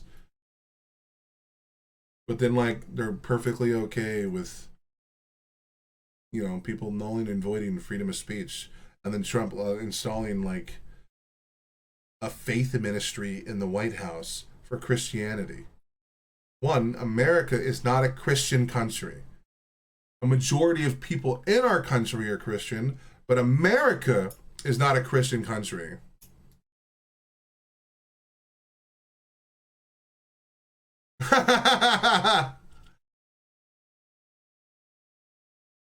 Just so you know, I'm listening, but I'm too tired after working to actually join in. I'm basically using you as terrible, depressing ASMR while I nap. Well, I'm sorry that I'm doing such a bad job. I know you're talking about the subject matter. Informed electorate. Ah, there's the problem right there. The ancient Greeks, Plato knew that. Exactly. Our people get so dumb, they get so caught up in their cushy lives, and I hinted this all the time in my videos and my reactions for music, is that a lot of people just like to victimize themselves instead of taking stock of how good their life is. Joe Rogan on the right, he only voted red once in his life, and he promoted socialism. Doesn't matter what he voted for before. He ran defense for Trump, and he runs defense for JFK and RFK. Sorry, not JFK. He is on the right. He is literally finding Christianity now. He's doing all of the Christian things. Joe Rogan is a right-wing guy. Joe Rogan cared about two things: gay rights and weed. That motherfucker is not of the left, and he never really was. He buys into all. It's actually nice because it is a friendly voice. The founding fathers also knew the problem of an informed electorate. That is why the Electoral College was included in the American system. It stopped working. Yes. No, people like Joe Rogan that are completely anti. Joe Rogan completely switched his entire ideology because he moved to Texas and he got bullied by CNN. I don't take these people serious anymore. If your political opinion changes because people are mean to you, you're a hack fuck that never believed in what you were talking before. Candace Owens did that when she got bullied from the left for her doxing bullshit, and she became a right-wing shill, and the first DEI hire of the Republican Party, where they put a strong black woman on InfoWars. He wants UBI and universal health care? No, he doesn't. He says he doesn't. He will never vote for a system of governance that will do that. No. I'm not playing that defense for him. Go back to sleep, Carla. You worked crazy hard and you need to listen to your body. Hell yeah, you do, girl. Joe Rogan is responsible a great deal for why Trump is in the White House. He lacks real, yeah, he's a fucking moron. Like, that conversation he had with that buddy Brian or whatever while they were, like, he was such a closed off little prick bitch. I'm so glad that Douglas Murray made both Dave Smith and Joe Rogan look like absolute fucking apes. They were both so unequipped to have that fucking conversation. That was one of the most hilarious moments in my life. Because Joe Rogan was supposed to be a moderator, but you clearly knew what side he was on. Joe Rogan is the most anti-critical thinking person ever, and he lets other people dictate his opinions based off of his environment. That is a person that has no moral backbone. That's a person that is a fucking wet blanket that should probably not have a fucking talk show host or a job that he does what he does. Most people right now are working paycheck to paycheck. They're barely getting by. A catastrophe would eliminate all savings. What the fuck does that matter? That's just an appeal to populism. And it's also bullshit. Most people aren't working paycheck to paycheck. A majority of people in America, especially those in the middle class, are way wealthier than they normally are. Like, they have so much money. It's all lies. Joe Rogan says that to appeal to his fucking voter base. Or the voter base for Trump. Because those are the same arguments they used for why Trump became president. So that doesn't mean that he's a Republican. Or a lefty. Or a liberal. Or any of those things. And also, Joe Rogan started losing massive swaths of his audience after he ran defense for Trump. We've been seeing him try to distance himself from Trump over the last 2 to 3 months. The issue with Joe Rogan is he could say the exact opposite the next day. Exactly, dude. Joe Rogan doesn't believe a fucking single thing he says. It's all bullshit. He's a fucking monster too. 100%. And he can catch any fucking negativity that comes his way. His declining viewership is the greatest thing I've ever heard.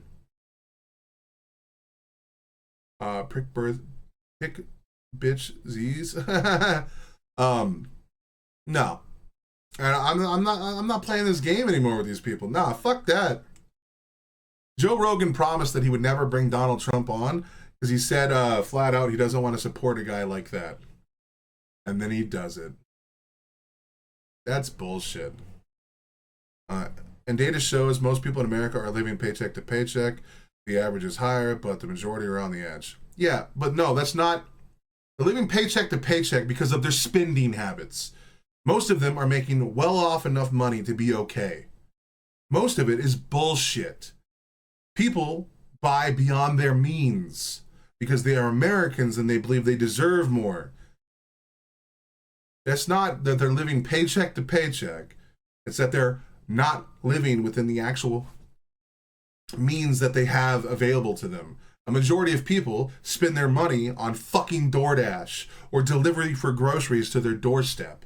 Majority of Americans will go out to eat or drink or buy alcohol or do a bunch of dumb shit that negatively affect their circumstance. And then they'll say, oh no, I can't afford things. Listening to middle-class people talk about their issues is the most aggravating thing in the world coming from a person that's actually poor.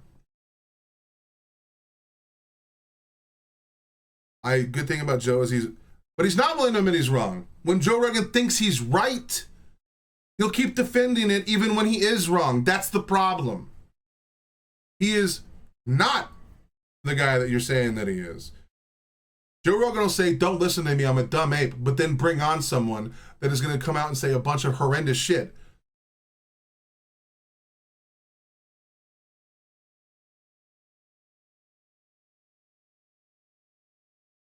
I'm gonna have to give you pushback on all of this. I know a lot of poor people. I'm one of them. And I know how they live. I live amongst them. They buy way too much shit that they can't afford. Now, is it hard for them to pull themselves out of that debt? Yeah. But a majority of people are in the issues that there are, not because of the society around them, but by the choices they make. You're going to get a little of my Republican side coming out. Now, there are a lot of people that are suffering under an unfathomable weight where the world has left them behind. But no.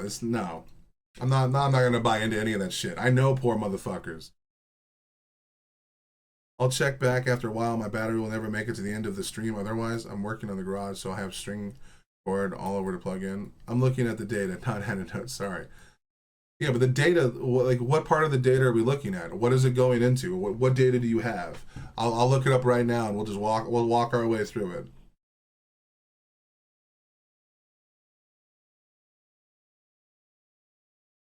And our economy is built for a two-person household. So if people are living alone, yeah, they're gonna be like way hard off. Yeah, it's kind of how it works. If you're only making $40,000 to $30,000 a year, you're gonna be pretty hard up. That's why you're supposed to get married or look for a partner, you know? And if you can't find a partner, why? What have you done in your life that has made you so disgusting to somebody that you can't find someone to be around? Like, the problem doesn't solely rely on women, though they might control the marketplace of dating. Like, if men look like this, you know what I mean? Like, at some point, whose fault is that? If you're like, a majority of Americans are morbidly obese. If you're morbidly obese and you are like a repugnant individual, why should someone be with you? By being with another person, you drastically increase, you know, the likelihood of success. That's why the Republicans are somewhat right when they talk about a strong family unit. Having two people to care for a home as like, you know, drastically increases the likelihood that you're successful. What Anna Kasparian and everyone else here is essentially saying is, well, they want a world where only the right relentlessly escalates the violence. Like, what they want a social environment where every single person on the right, from the president of the United States to just random dipshit social media acolytes, are nonstop calling for the temperature to be raised. Civil war, they've finally done it. Violence in the streets, blood in... You know, the baddies I pull, he told me that Kelsey was one of the hottest people you've ever met in person. I did say that. She was gorgeous, bro. You know what I mean? It was gorgeous, bro. I remember she also used to wear those like low-rise jeans. I'm not gonna lie, bro. I miss the 90s and early 2000s. I miss the motherfuckers, bro. That shit was fucking Kino. I mean, we got leggings now, but my problem with leggings is they go way too high up the belly, and they just like they look good on the legs, but when I lift up the shirt and I see it like wrapped around the stomach, I'm like, damn it. The only source I'm finding quickly are self-assessed by respondents. I dug into previously about a month ago and found better data than I can. It's all right, man. I'm not saying that I know that like 30% of our society, around 30% last time I looked, are living way below poverty lines. And we should not let them live below poverty lines, but we also need to ask the question how they got there and why. Now, if they are to blame for their problems, that doesn't mean we don't help them. But then we have to find the shortcomings that they fell into and fix those while creating a stronger, more dynamic safety nets for people. But I don't know if I'm for a universal basic income. I was initially when Andrew Yang was talking about it, but now that I think about it, Financial Wellness in the Workplace report shows that 60% of workers now say that they're living paycheck to paycheck from 63. Yeah, but okay, they are saying they're living paycheck to paycheck. Is that taking into account their spending habits? How many cars do they have? How many kids do they have? Are they married? Like, that's just what they're reporting. They're saying that. I know so many people that have money that say that they live paycheck to paycheck. Then you go look at their bank account, they have $20,000 sitting in their bank account. You're like, what do you how do you have $20,000 if you're living paycheck to paycheck? You know what I'm saying? Like, I'm sorry that I appreciate that you found that up, but they are saying means nothing to me. That's a self-report. That is no different than anecdotal experience. Anyone's going to tell you they're poorer than they really are. I show people my bank account. It boggles people's minds. I'm probably, yeah, that is what I said. The source is self-reported, not great. Yeah. Now, look, I'm not trying to be harsh on you, homie. I love you, bro. Mr. Sputnik, you're my boy, dude. You know what I mean? You, Ricardo, and Lou, oh my God, dude, your engagement on all this political shit is like the sweetest thing I've ever seen. But what I will say is, it's a rough one for me, just because, like, I know so many poor people that abuse the system, or they lie about their circumstances they're in so they can get more from things. And it's just like, come on, bro. What are we doing? Like, I didn't even do that shit during COVID. Like, the thing that really makes me mad about all of it, UBI would need a huge change in society. I'm nervous about it, but I also think it could. I like the idea of it, but I don't like the idea of a universal. I think that if you make over 100 grand a year, you should be excluded from that. You already have enough money. Fuck off. You don't need extra money. People that make within certain parameters, or dude, honestly, if you make more than $50,000 a year, you should be excluded from that shit. UBI should just be given to those under a certain bracket. Like, the middle class is already well off enough. Not going anywhere. You know, I've been saving $500 a month since I was like 20. I've made $20,000 $90K a year. I live check to check so I can retire early. Well, yeah, but that's a self-imposed check to check, not a check to check. You know what I mean?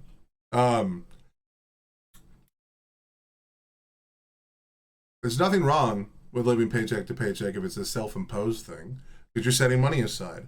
Like, the one that's scary is that when people live check to check and they have no money put back, and then when like a car breaks down, they're fucked.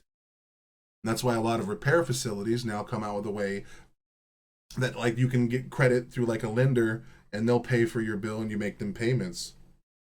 Now, the interest rate is fucking insane, but if you're poor, that's your only option. Which is why I always would tell people, hey man, I'll get the bill as low as possible. Like, dude, and the crazy thing is, point is everything would change. Tax for the higher earns would be low. How it pays for everyone. You avoid the waste of means testing by giving it to all. It's actually cheaper to do that. Yeah. The color of the, I might have to change the color of the chat. That was like My brain wasn't reading it. Ah! I'm just saying. I'm totally for helping the poor. As a member of the poor, I can understand its importance. Now, I've never taken money from the government other than the 3 times I had no choice. Like, they just sent money to my bank account. I've never filed for unemployment. I tried twice and I got denied each time. So I've just never done it ever since. I've never had food stamps. You know what I mean? Like, I don't use any of these social safety nets whatsoever. And I make it very, very roughly, you know? Like, again, here's a paycheck right here. I have one sitting here. I went over this last time. UBI 05, 08, 20. For 2 hours or 2 weeks worth of work. Glorious, full, automated luxury, gay space communism. Just kidding. So I worked 70 hours, okay? I made a total of $844.80, with $160.38 withheld. After 70 hours worth of work, I made $684.42. My year to date for half of that year's worth of work was $9,955.10. UBI excites me of AI, meaning fewer people have to work for all of us to live comfortably and we can focus on more things. Yeah, I'm huge into UBI. I just want it to not go to the rich. Like, it's just, that's my only problem. The rich is already rich. They don't need more money. And we could save, we could save a percentage of the money that would go to the rich, even though they're a small minority. That extra money could be the difference in whether or not a bill like that or something could get passed. Or maybe we can even just like do a UBI, but like people have to be willing to go to school and learn things for a certain amount of time. Like, hey, we'll give you a UBI while you can work if you want to. But on top of that, we want you to go to like school, like maybe instead of it being like a big class, you could like to pick up like something for coding or, you know, engineering or something, but you'd have to go like at least once a month. And then even though it might take a while, you can still like eventually put that into like a career that could push you over the threshold to need UBI. The goal for UBI should be eventually push you out of it. Something like that, I'm down. And then we could even lower like work hours to like 35 hours to like 30 hours a week. Like that would be gangster because like you wouldn't need to work full time. People could spend more time with their family. I wish Trump could actually get rid of income tax for lower class people, but that's just blowing smoke. Like most of his rhetoric, yeah. I think he did try to get. I think he is trying to get remove tax on tips, but I only think it's for like a certain amount of time or a certain like. I think there's like a pretty big caveat to it. I'm in a pretty big position. I'm on the top 10% of earners in the UK. Because I wouldn't need UBI and it could give to charity, and we could reward people for doing it. Yeah, exactly. Hell yeah, brother. In the streets, day of the non-stop, escalating all the time from the entire right. But random dipshit social media acolytes are non-stop calling for the temperature to be raised. Civil war, civil war. They've finally done it. Violence in the streets, blood in the streets. Day of the non-stop, escalating all the time from the entire right. But, you know, we need to have like a serious conversation about it when anyone on the left, not only... Damn, Sputnik, how could he cut taxes on the poor? That is how to pay for the tax cut for the rich that he's done. Also cutting like 6 million people, was it? Or was it 12 million people out of Medicaid or Medicare or the Affordable Care Act or whatever? A lot of taxes now from tariffs affecting the cost of living for poor people. Most. Exactly. Engaged in it, refuses to condemn it from other people. Like it's not only like, well, you can't do it, you have to performatively disavow it. But we would never apply that standard in the other direction. Online rhetoric. No, it hasn't. It hasn't been broken. I actually care about the country and want to bring people together. You do the opposite. You represent the worst of us, Destiny. You're embarrassing. You should tell Donald. All right, let me ask Destiny. I love the appeal to authority and emotion that's going on here. ACA was a horrendous thing, great idea, horrible implement. Well, yeah, but like it got horribly implemented because of fucking Republicans. They shut down the government 3 times and required certain fucking security checks and taxation to be done to people that wouldn't have health insurance. Like,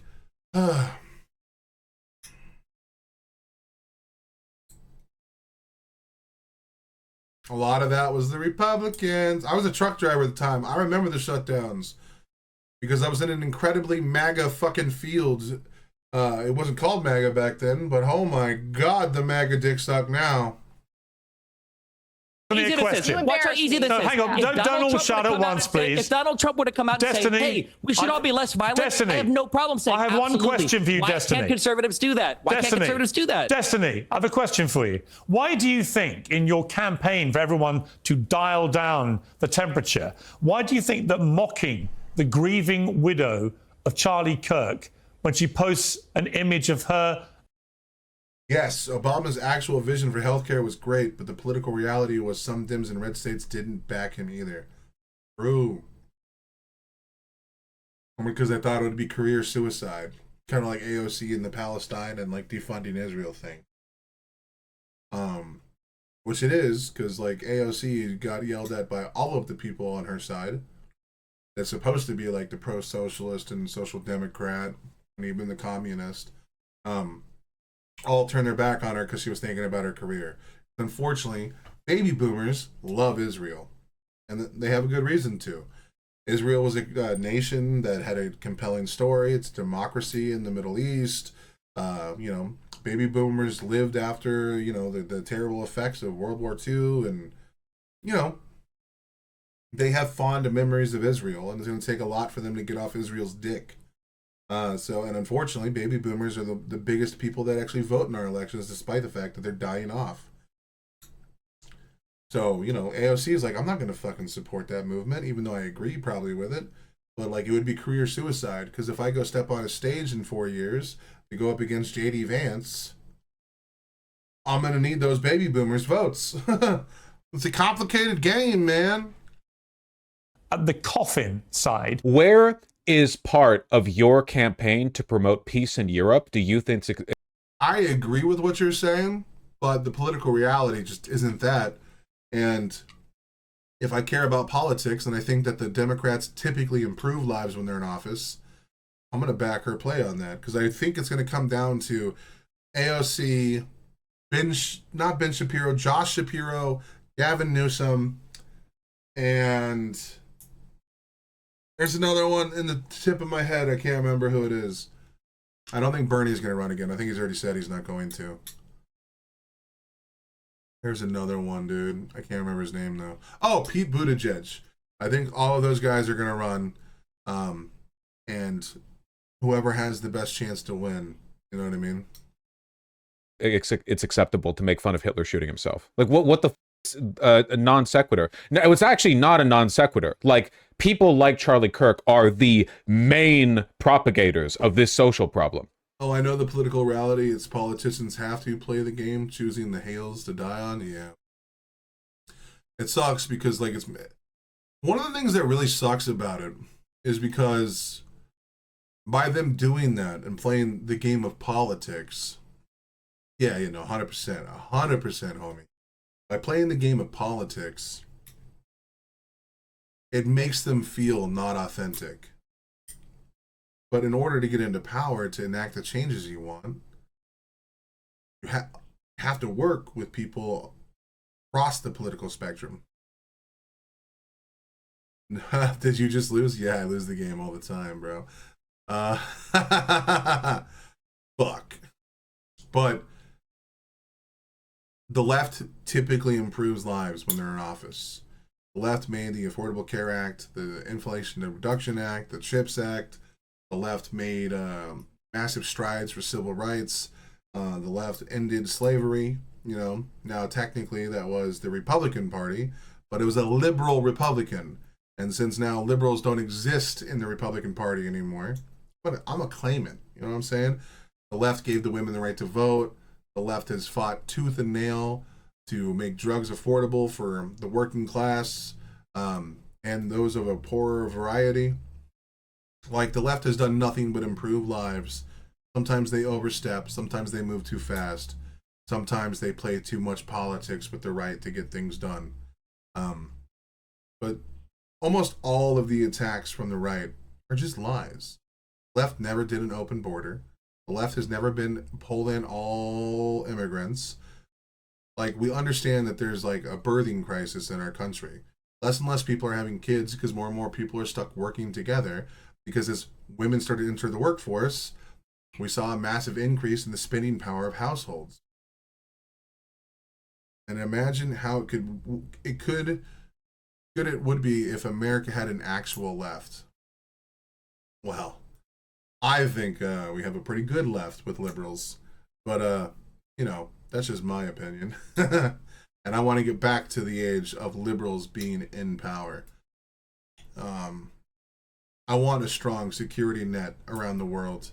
I want to know what's happening in these countries before they become a problem. You know, my end goal is globalization to where there are no countries. We're just the united Earth of America, and then our job is to go hunt the simians in whatever galaxy they're fucking in. You know what I mean? Like, my goal is globalization, free trade, and not necessarily open borders, but I mean, if we all become one country, like at some point, like countries can just become governors and states and whatever, dude, versus actual countries. But the problem is only 2,000 illegal hours in a day. Look up extra.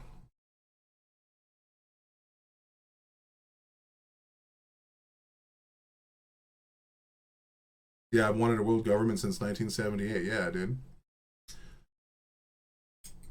And then, like, we could have the entire thing run by the UN. You know what I mean? Like, that would be so gangster. Like, I'm sick of this whole country this, country that. Like, I'm in a different country right now, and it is almost identical to America in so many ways. But a good world government, not the bad kind. Yeah, dude. With, I don't like that EO.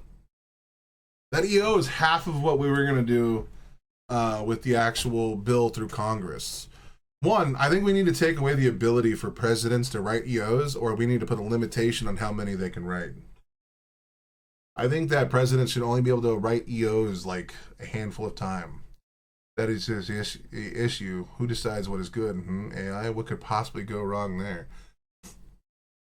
It's gonna sound harsh, and my girlfriend got mad at me for saying this. I think that if we were to create a world government, we need to base it off of Enlightenment ideas. The idea of individual autonomy, the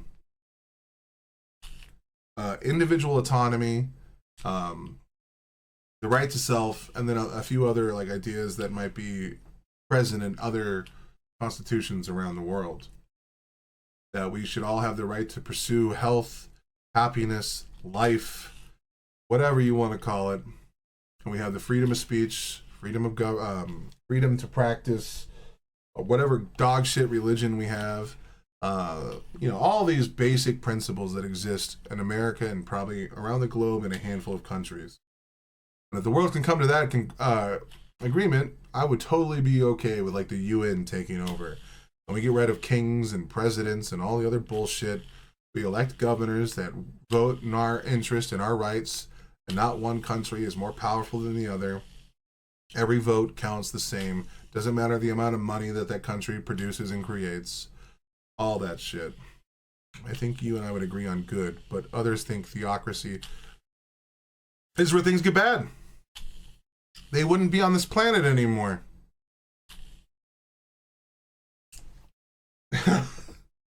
You know what I mean? Like, if we want to have a world power that all works together, we need to have the same underlying of right and wrong, and the same moral oughts, and the same essential societal needs. You know what I mean? Like, I'm here, I'm just not typing in the moment. You're good, Pixie. I'm barely watching this video. We're only 12 minutes in, so I need to get through this shit. But you know me and my tangents, maybe that is a little, I told you, it's a little extreme. But, what if we shared excess resources and banned war? Sounds like hippie communism, but a man can dream. I mean, I'm cool with that. Maybe we need to get behind Musk going to Mars. I'll tell you what. All the people that believe in theocracy and dictatorships and infringing on other people's rights, they can go to Mars. We can keep the world. We can keep Earth, and we might actually be able to start working on climate change and serious issues, even though it's probably way too late. Or we can go to Mars, and they can stay here and while the world rots for their inaction. Like they need to be treated with derision. Do you think that constitutes turning down the temperature? You can't turn down the temperature on your own. The president of the United States is not able. Yes, he's inflaming the temperature. Okay, let's be 100% honest. Destiny is now participating in the same thing Republicans do. He's treating you like you treat him. Hey, Europe sent the founding fathers religious extremists to the new land and back then. Yeah. Pilgrims, not the founding fathers. Yep.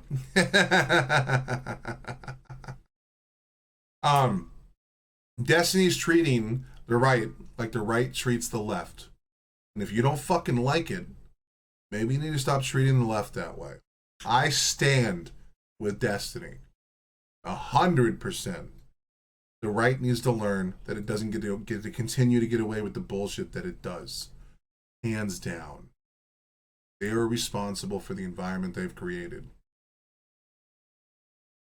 I say play game. Play ball. Fire with fire, baby. I don't want to live in an America or be an American that has to constantly cuck itself out to the right. I'm not going to. I'm going to go golf. I'll be back in like 4 hours. Oh yeah, today's your day off, bro. When you get back. Damn. You'll be gaming. You're mocking his widow. You're mocking his widow. We've had multiple political... Pissy. Well, you're mocking his widow. Who gives a fuck? It's called freedom of speech, bitch. Bitch baby pearl clutching. You're mocking his widow. We're not talking about political violence. We're talking about your feelings then. Mocking a widow has nothing to do with... We're not talking about like turning up or down the temperature. You just want to virtue signal for the sake of your conservative... I love you, dude. Hurry back, bro. We gotta play some video games. But also, you should record yourself playing golf because are you good? like are we out here putting up Trump numbers, you know what I'm saying? Conservative audience.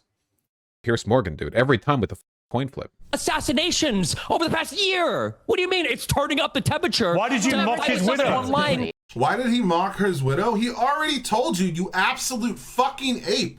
Because she's literally using the platform of Charlie Kirk's death to, one, ratchet up money and support for Turning Point USA, and then using that as a vehicle to court civil war. Ever. Why did you mock his widow? Because she's being used as a political weapon right now for conservatives to continue their... Wow! Coming from this subhuman piece of garbage. What do you mean, wow? She's literally doing... Her husband just got murdered. On email. Yeah. Who gives a fuck? Just because your husband dies doesn't mean you get to start a political rally and start calling for civil war. Yeah, her husband got murdered 48 hours later. She's posting a video of her creepily stroking his dead hand, going, the left will regret when they made an enemy of me. I'm gonna send out twice as many fundraising emails as Charlie Kirk ever could have. My cry will echo around the world like a battle cry. They put that in the email too. You see it?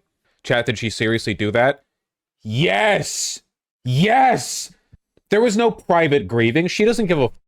The nanosecond Charlie died, somebody walked up to her like the ombudsman of Turning Point USA, and he was like, we could make probably around $700,000 more this quarter if you post a video of you stroking his hand. And then he handed her a camera. Using it to drive up recruitment for and you can't even condemn the murder. You won't condemn it. Can't even tell his side. You're so deranged about Trump. You are. Oh, TDS. Oh yeah, dude. Because we want the president the leader of the free world, free, you know, where you can't make jokes about the president on the air without getting your fucking livelihood ripped away from you under the dictation of the FCC. Why did he mock this widow? I'm hearing Roger Rabbit. Only when it's funny in my head. I personally wouldn't say it, but we need dark humor in time. But Pierce is only acting. He doesn't care about grieving families. See the Ohone hacking. Well, now I'm going to have to dig into that. That might be a video for tomorrow, bro. Like, this man has stood on the graves of so many people. He used to stand on the graves of the victims of Sandy Hook and demand that he be taken seriously as a liberal, when this motherfucker is not a liberal. All he ever does is appeals to emotional arguments. He's just an asshole. He's just a liar. He is just a fucking dipshit. And he comes on these shows and he brings people on and he runs defense for his friends constantly. All you have to do, I'm just going to show you this real quick, okay? I'm not going to watch it. I'm just going to show you this one so you guys can watch on your own time because I've already seen it. Yeah, Pierce Morgan. Where is it? Oh yeah, Eric Weinstein, Sean. Here we go. This 59-minute debate, okay, with Pierce Morgan, supposed to be a moderator, Eric Weinstein, and then what's his name? Sean Carroll, who actually is an actual physicist, was the most jarring thing I'd ever seen in my life. This actual physicist debating an entertainer about his theory of everything was disgusting. Pierce Morgan has no fucking soul, no fucking morals. I swear to God, dude. It is disgusting. That you cannot condemn the murder because you're waiting for Donald Trump to say something. Off of it. It's all right, let me bring in Jack Posobiec. I gotta say, this guy's a piece of shit too. There's still no answer to that question, Piers. You can't say, which question? Why can't Donald Trump simply go on TV and say, we all need to turn it down? Fine. We were, by the way, like not having this conversation after the. Briefly, Pierce Morgan was the editor at the Daily Mirror during a period when phone hacking was alleged to have occurred at the paper. The High Court judge in 2023 ruling that he was involved in unlawful information gathering and must have known about it.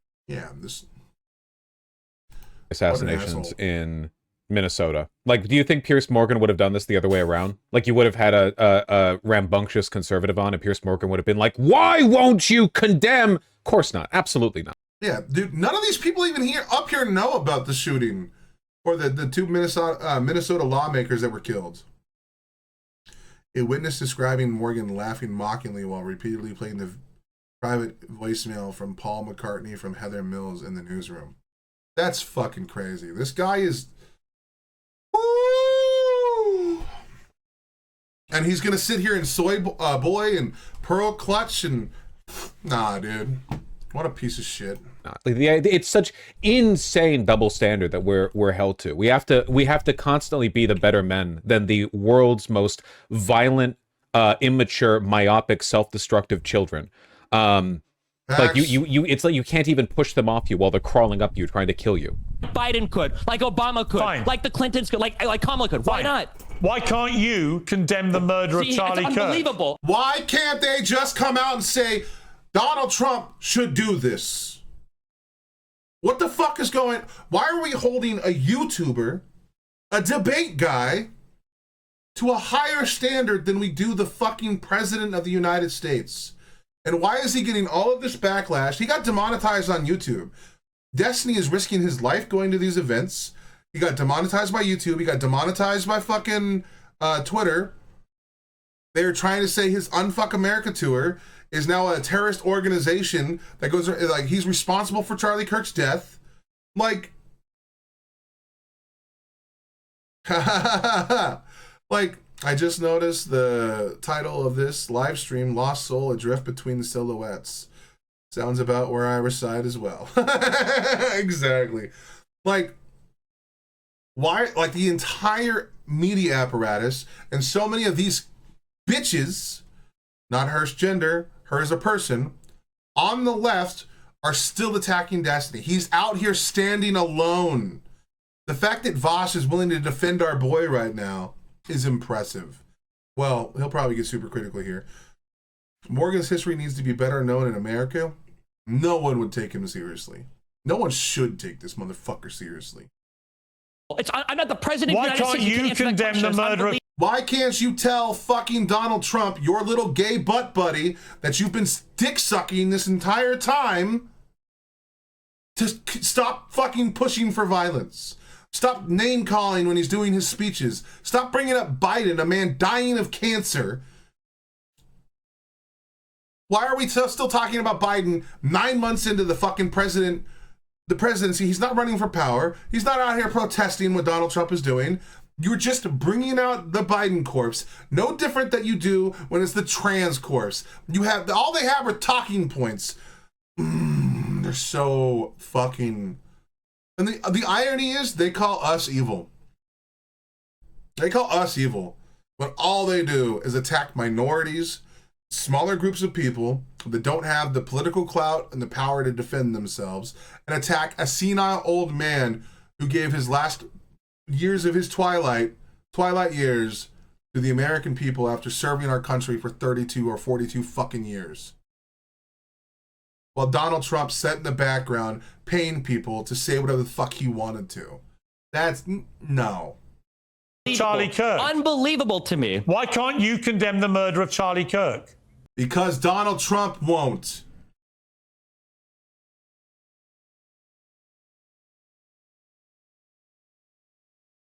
Why does the left need to continuously be the one to tone down political violence? It is constant. It is always. Every major thought leader of the Democratic Party came out against the violence when it happened. And when it happens to them, they do the same thing. When it happens to the right, they did the same thing. Because it wasn't my side that caused it. It should be the one that is driving up the rhetoric. It actually was your... We have no evidence of that, Pierce. You don't get to make that claim, you dishonest fuck. Really, really robust conversation happening here. You can really tell Pierce Morgan's super duper interested in like exploring these ideas. Also, let's just talk about this real quick. Why is Destiny the only one actually talking about the ground level event? He's talking about the issue of political violence.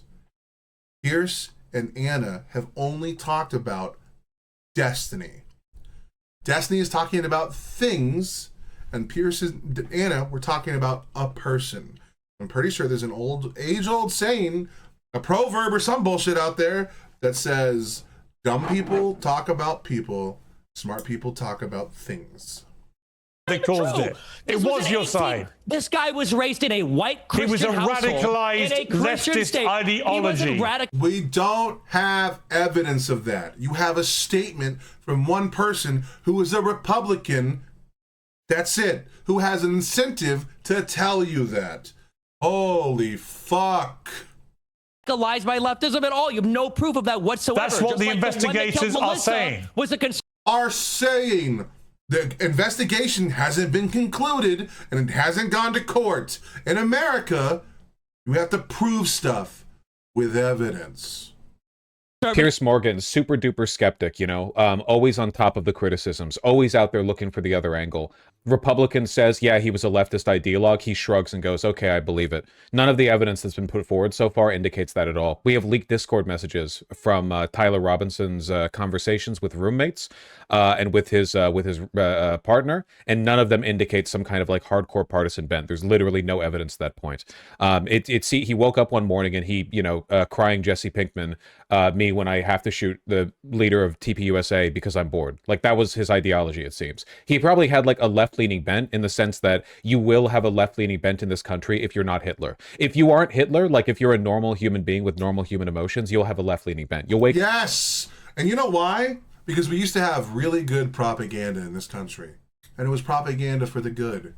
I remember growing up watching the Disney Channel and Disney movies that taught me about diversity as a good thing. And it was. Seeing people for the content of their character and not the color of their skin was a message of a great man. And we interjected that message into every aspect of our lives. We believed in these things. And we should have. And we still ought to. People are people. When you get through the skin color, we bleed the same colors. We live in the same cultures, especially here in America, that's supposed to be a melting pot.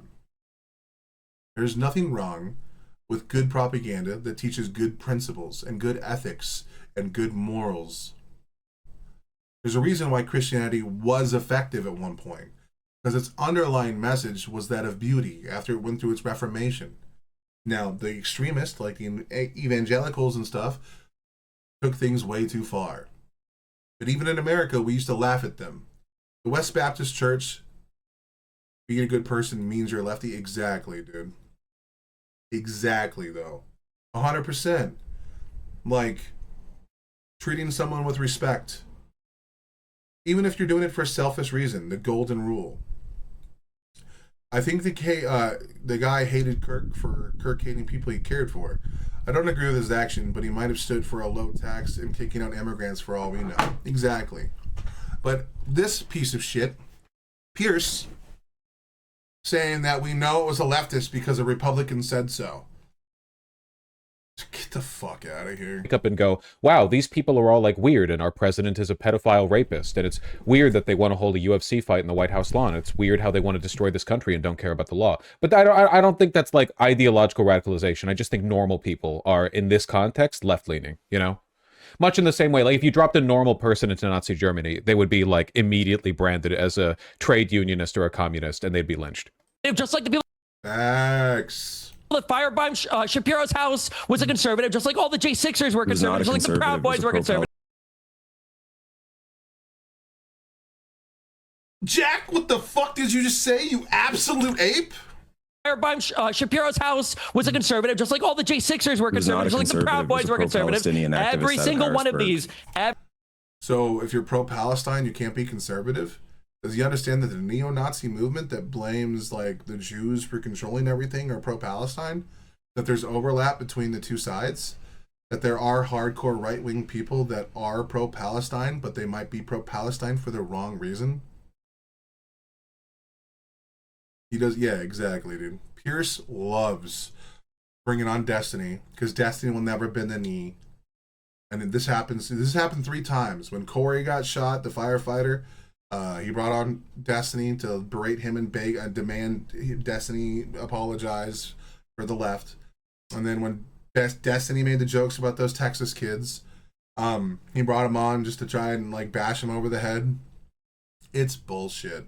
Every single one of these people. Oh, it's Jack Posobiec. What, the author of Unhuman? Another person that Charlie's putting? Good one, dude. But I'll give you one last chance, Destiny, to condemn the murder of Charlie Kirk. Yes, you are acting like an unhuman. Why can't I hear Donald Trump because you are against humanity? Dude, is that Corpse Husband? He's putting on such an affect with his voice. I've heard him talk before. This is just how I talk normally. I'm like super disappointed in you right now, Steven. So, all right, this guy's just being performative, okay? He's trying to sound like he's deep and remorseful, going through so much pain. Charlie Kirk's death. I bet you he's going to talk about the children or his wife and how scary it is to live in an America that practice political violence. And yeah, those are all true. We should be concerned about Charlie's wife and kids. That's true. We shouldn't want them to have to put up with, you know, a radical world that kills people for their political opinion. But then he also holds up the party that literally does it the most. Funny that is, huh? Ironic. You won't condemn it. Okay, we've all heard. That's insane. We've all heard you repeatedly refuse to. Is putting on that voice the reason why he looks like a deep sea anglerfish? Do you think? Do you think like the contortions he's subjecting his vocal cords to are the reason why every muscle in his face is being pulled downward? I've heard Donald Trump refuse to condemn it too. But for some reason, the leftists on YouTube are a bigger deal. Unbelievable. Yeah. What's incredible is you don't have the basic humanity to condemn it. You'd rather taunt his widow.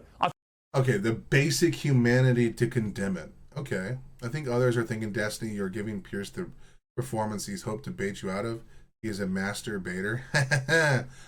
I agree, but after watching Destiny do that live thing at Colorado, I think it's working in Destiny's favor. One, Destiny is showing that he believes in what he's saying. And two, he's forcing conservatives to now take him seriously. By doing this, Destiny's going to get more debates. By getting more debates, well, then he can prove them wrong in an actual debate style information back and forth, like an actual exchange of ideas. He's taking the fight to conservatives because conservatives have long just done attack. Yes, he is giving Pierce what he wants, but it's also getting Destiny the ability to like put himself at the forefront of the movement against Trump. And instead of them going to attack trans people, now they have to contend with Destiny. I think it's a really smart move, and with his Unfuck America tour, he's going to be all around the globe, still risking his life for his for Pierce's audience. Destiny is failing. Destiny's audience, he looks good.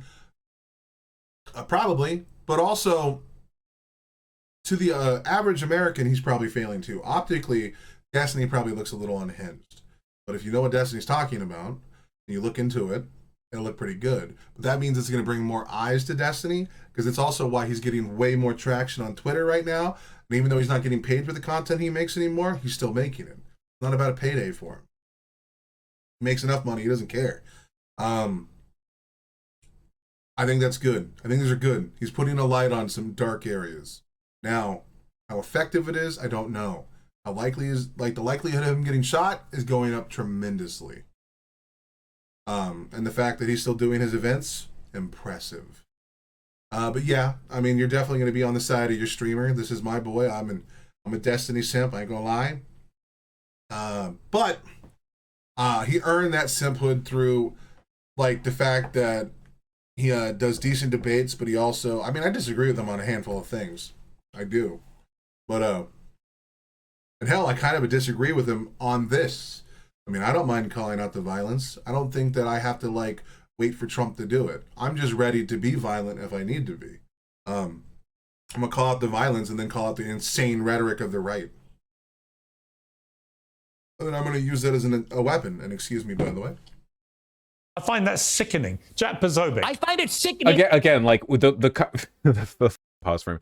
It always comes back to the pearl clutching, like always with Pierce. It's so disgusting. Like Piers Morgan literally brands himself as this like edgy, roguish free speech warrior, but his actual engagement in these debates 50% of the time comes down to, why won't you give me a clip? Why won't you give me a clip? You should feel awful right now for not giving me a clip. That when people are getting killed in the country, the president of the United States on Fox and Friends, when they're begging him, what do you say to your followers that want revenge? He says, I don't know, all the elections are rigged. It's the radical Democrats. That's insane to me. And then the fixation is, well, who on Twitter and YouTube isn't condemning the violence? Yeah, crazy. All right, Jack Posobiec. You have a great example here of the type of cancer I'm going to try and get through it. I'm going to try. Talking about, where when you present direct information, they refuse, they obfuscate, they refute, they say it's not true, they lie.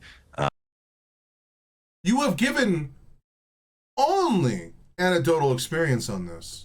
Like, you're not, like, we have no evidence yet, Jack. You could see from the bullet casings, you could see from postings, you could see from everything out there that it's very clear what happened. We don't go off of that when we're attributing guilt to somebody. You absolute fucking ape. What? Here. What the f are you talking about? What are you genuinely? What the f are you talking about? Well, you've had so long to prepare your opening statement. This is the same people who supported President Trump almost getting assassinated twice last year. Corey Capatore being assassinated by last year in a situation. Again, see, just lies as all they do. He was a registered Republican.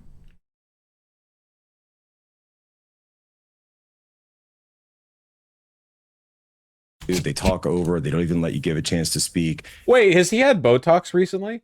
Would that explain like the face and the vocal fry? Why is he doing that? He's not emoting at all. Is he trying to hold frame or is it Botox?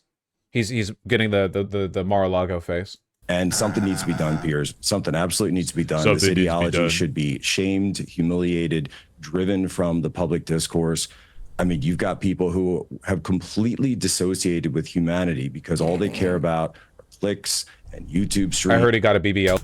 Coming from a member of the right,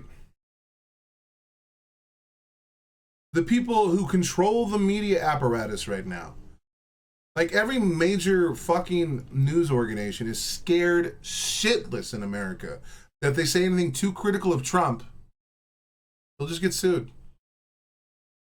The reporters are barely going in. When people lie to their face, they just nod along and go, okay, we tried. Jesus fucking Christ. Oh, but he tells people that it's real. He should stand up. Memes and likes. Go to the casket. Go to the gravesite.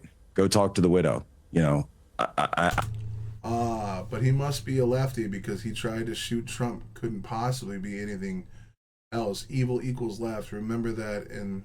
I don't even know how to discuss this with some. Because you're not discussing at all. You're not having a conversation. You're not saying anything right now. You're not making an argument or a point. You just listed all. How do you have this much time to prepare an opening statement? You flub it this badly. Pointed out that the guy who tried to murk Trump was a conservative, and he's like, another lie, and then just moves past it. Not a very compelling speaker. I can see why this guy sticks to Twitter. Someone who's completely lost all touch with reality. Yeah, I mean, Anna. What's Jack's answer to why can't the president say we should all be less violent? Right. Because you can't even condemn the cold.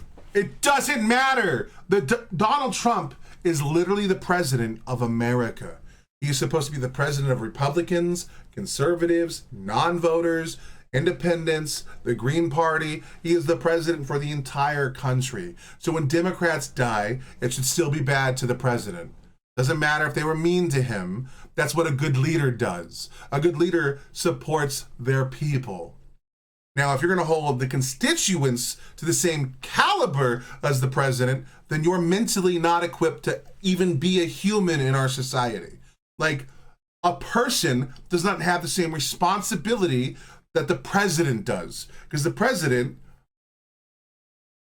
his entire job is to protect America and her citizens. So it doesn't matter what Destiny says. Destiny could be dancing on the grave of Charlie Kirk and dancing in like a fucking cha-cha skirt or whatever. It doesn't matter. Donald Trump has an obligation to stop violence and to condemn all violence, regardless of political affiliation. Jesus Christ, Pierce. We should all be less violent. Right. Because you can't even condemn the cold-blooded execution of Charlie Donald Trump Kirk. turns on Destiny. I don't think you're in the position to demand anything from any. He is an American citizen, you absolute fucking ape. We all get to demand that of our leader. That's the position, okay? It's called the consent. The consent of the governed, bro. Exactly, dude. We get to make demands of our leaders. That's why we give them control. Every one of our demands should be heard. Now, they have to go by the majority of our demands, not the individual, but every one of us gets to make a demand of our president. He is there through votes in a democracy. Holy fuck. How does this dipshit who's been in our country for 20 to 30 years not understand a basic concept? It doesn't matter who you are. If you live in this country, you get to make a demand of the president. Saying on YouTube, that's how I'm going to take my. You're my not in any pointers. position Really? to condemn anybody for anything. You won't absolutely condemn a am, because he's cold-blooded the president murder. of the United States. He's the president of the United States. No one here can answer that question. Basic humanity says the murder. Basic humanity? If I care about basic humanity, maybe I care about the people that the rhetoric that Donald Trump and his ilk has created is going to take the lives of people in my country. Again, out of the last 50 to 70 years, was it 8% of the murders that were politically affiliated were by Republicans. If basic humanity dictates that I give a fuck about all of them and not just one person. Basic humanity is that I give a fuck about all of the Democrats in the past 6 years that have been fucking slaughtered by Republicans, or the school children that get killed by Republicans. Basic humanity is that it goes across the board, not just Republicans, you absolute dipshit. Holy fuck. Basic humanity. Why can't you say it? You know about the tyranny of the majority, don't you? That people should not always get what they want. That is not actually a healthy democracy system. Exactly. I mean, that's why America isn't just a democracy. That's why we have the Electoral College. It's also why we have, what's the word I'm looking for? That's why we're a constitutional republic democracy. We're a combination of all three of those things. The Constitution dictates the laws of our land, and the president is supposed to uphold those laws. We elect people, but we don't elect people directly. We elect people to vote in our favor. So, I mean, it's not a pure democracy, but we do have a democracy still. A lot of people like just call it a constitutional republic. Sorry, we get to participate in the voting process, and we can impeach anyone at any time, or recall them, or revote, or whatever the fucking technical term was. I think it's recall. Like, if the Americans get sick enough with Trump, we can throw in a vote to have him not impeached. I think impeached is done through Congress, but fuck, I don't remember what the actual technical term for it is anymore. I don't know if it's actually called a recall. No, yeah, it's a recall vote. Yeah. But I mean, if enough people throw in enough anger into something, we can get Donald Trump out. And again, you have to convince MAGA to have morals or standards or ethics. To be less violent. Why can't you say it, Destiny? For over a decade. To say the murder was horrific. What's the point of condemning violence when it doesn't do us any good? What's the point of condemning violence when it's never enough? We've seen people condemn violence for 20 to 30 years on the left, and we're still called evil. At some point, we should just wear the evil badge and treat them just the way they treat us. If it doesn't get us any high ground, and like, what's the point? Well, being human? Human isn't a terrible thing to be. Humans did 9/11. Humans have done massacres around the world and globe for hundreds of years, thousands of years. Humans are the #1 killer on this planet. It's not sickness. It's not famine. It's humans. To be human is to be a messy, chaotic mess. So you don't get to say, be human. Being human means that we are fucking evil. What? And unacceptable. I'm telling you, man, I said this yesterday. I said this with the behavior of the bitch AG, Pam Bondi, that this is a rhetorical poison for the right. The right doesn't care about being right. The right cares about feeling like cool and edgy. You're basically trying to pitch cancel culture to them in the other direction. The right. Yes, I didn't think of that. So right now, all this soying out that the right is doing is going to pull people away from the right, because the reason people voted for the right was because they were tired of this soying out.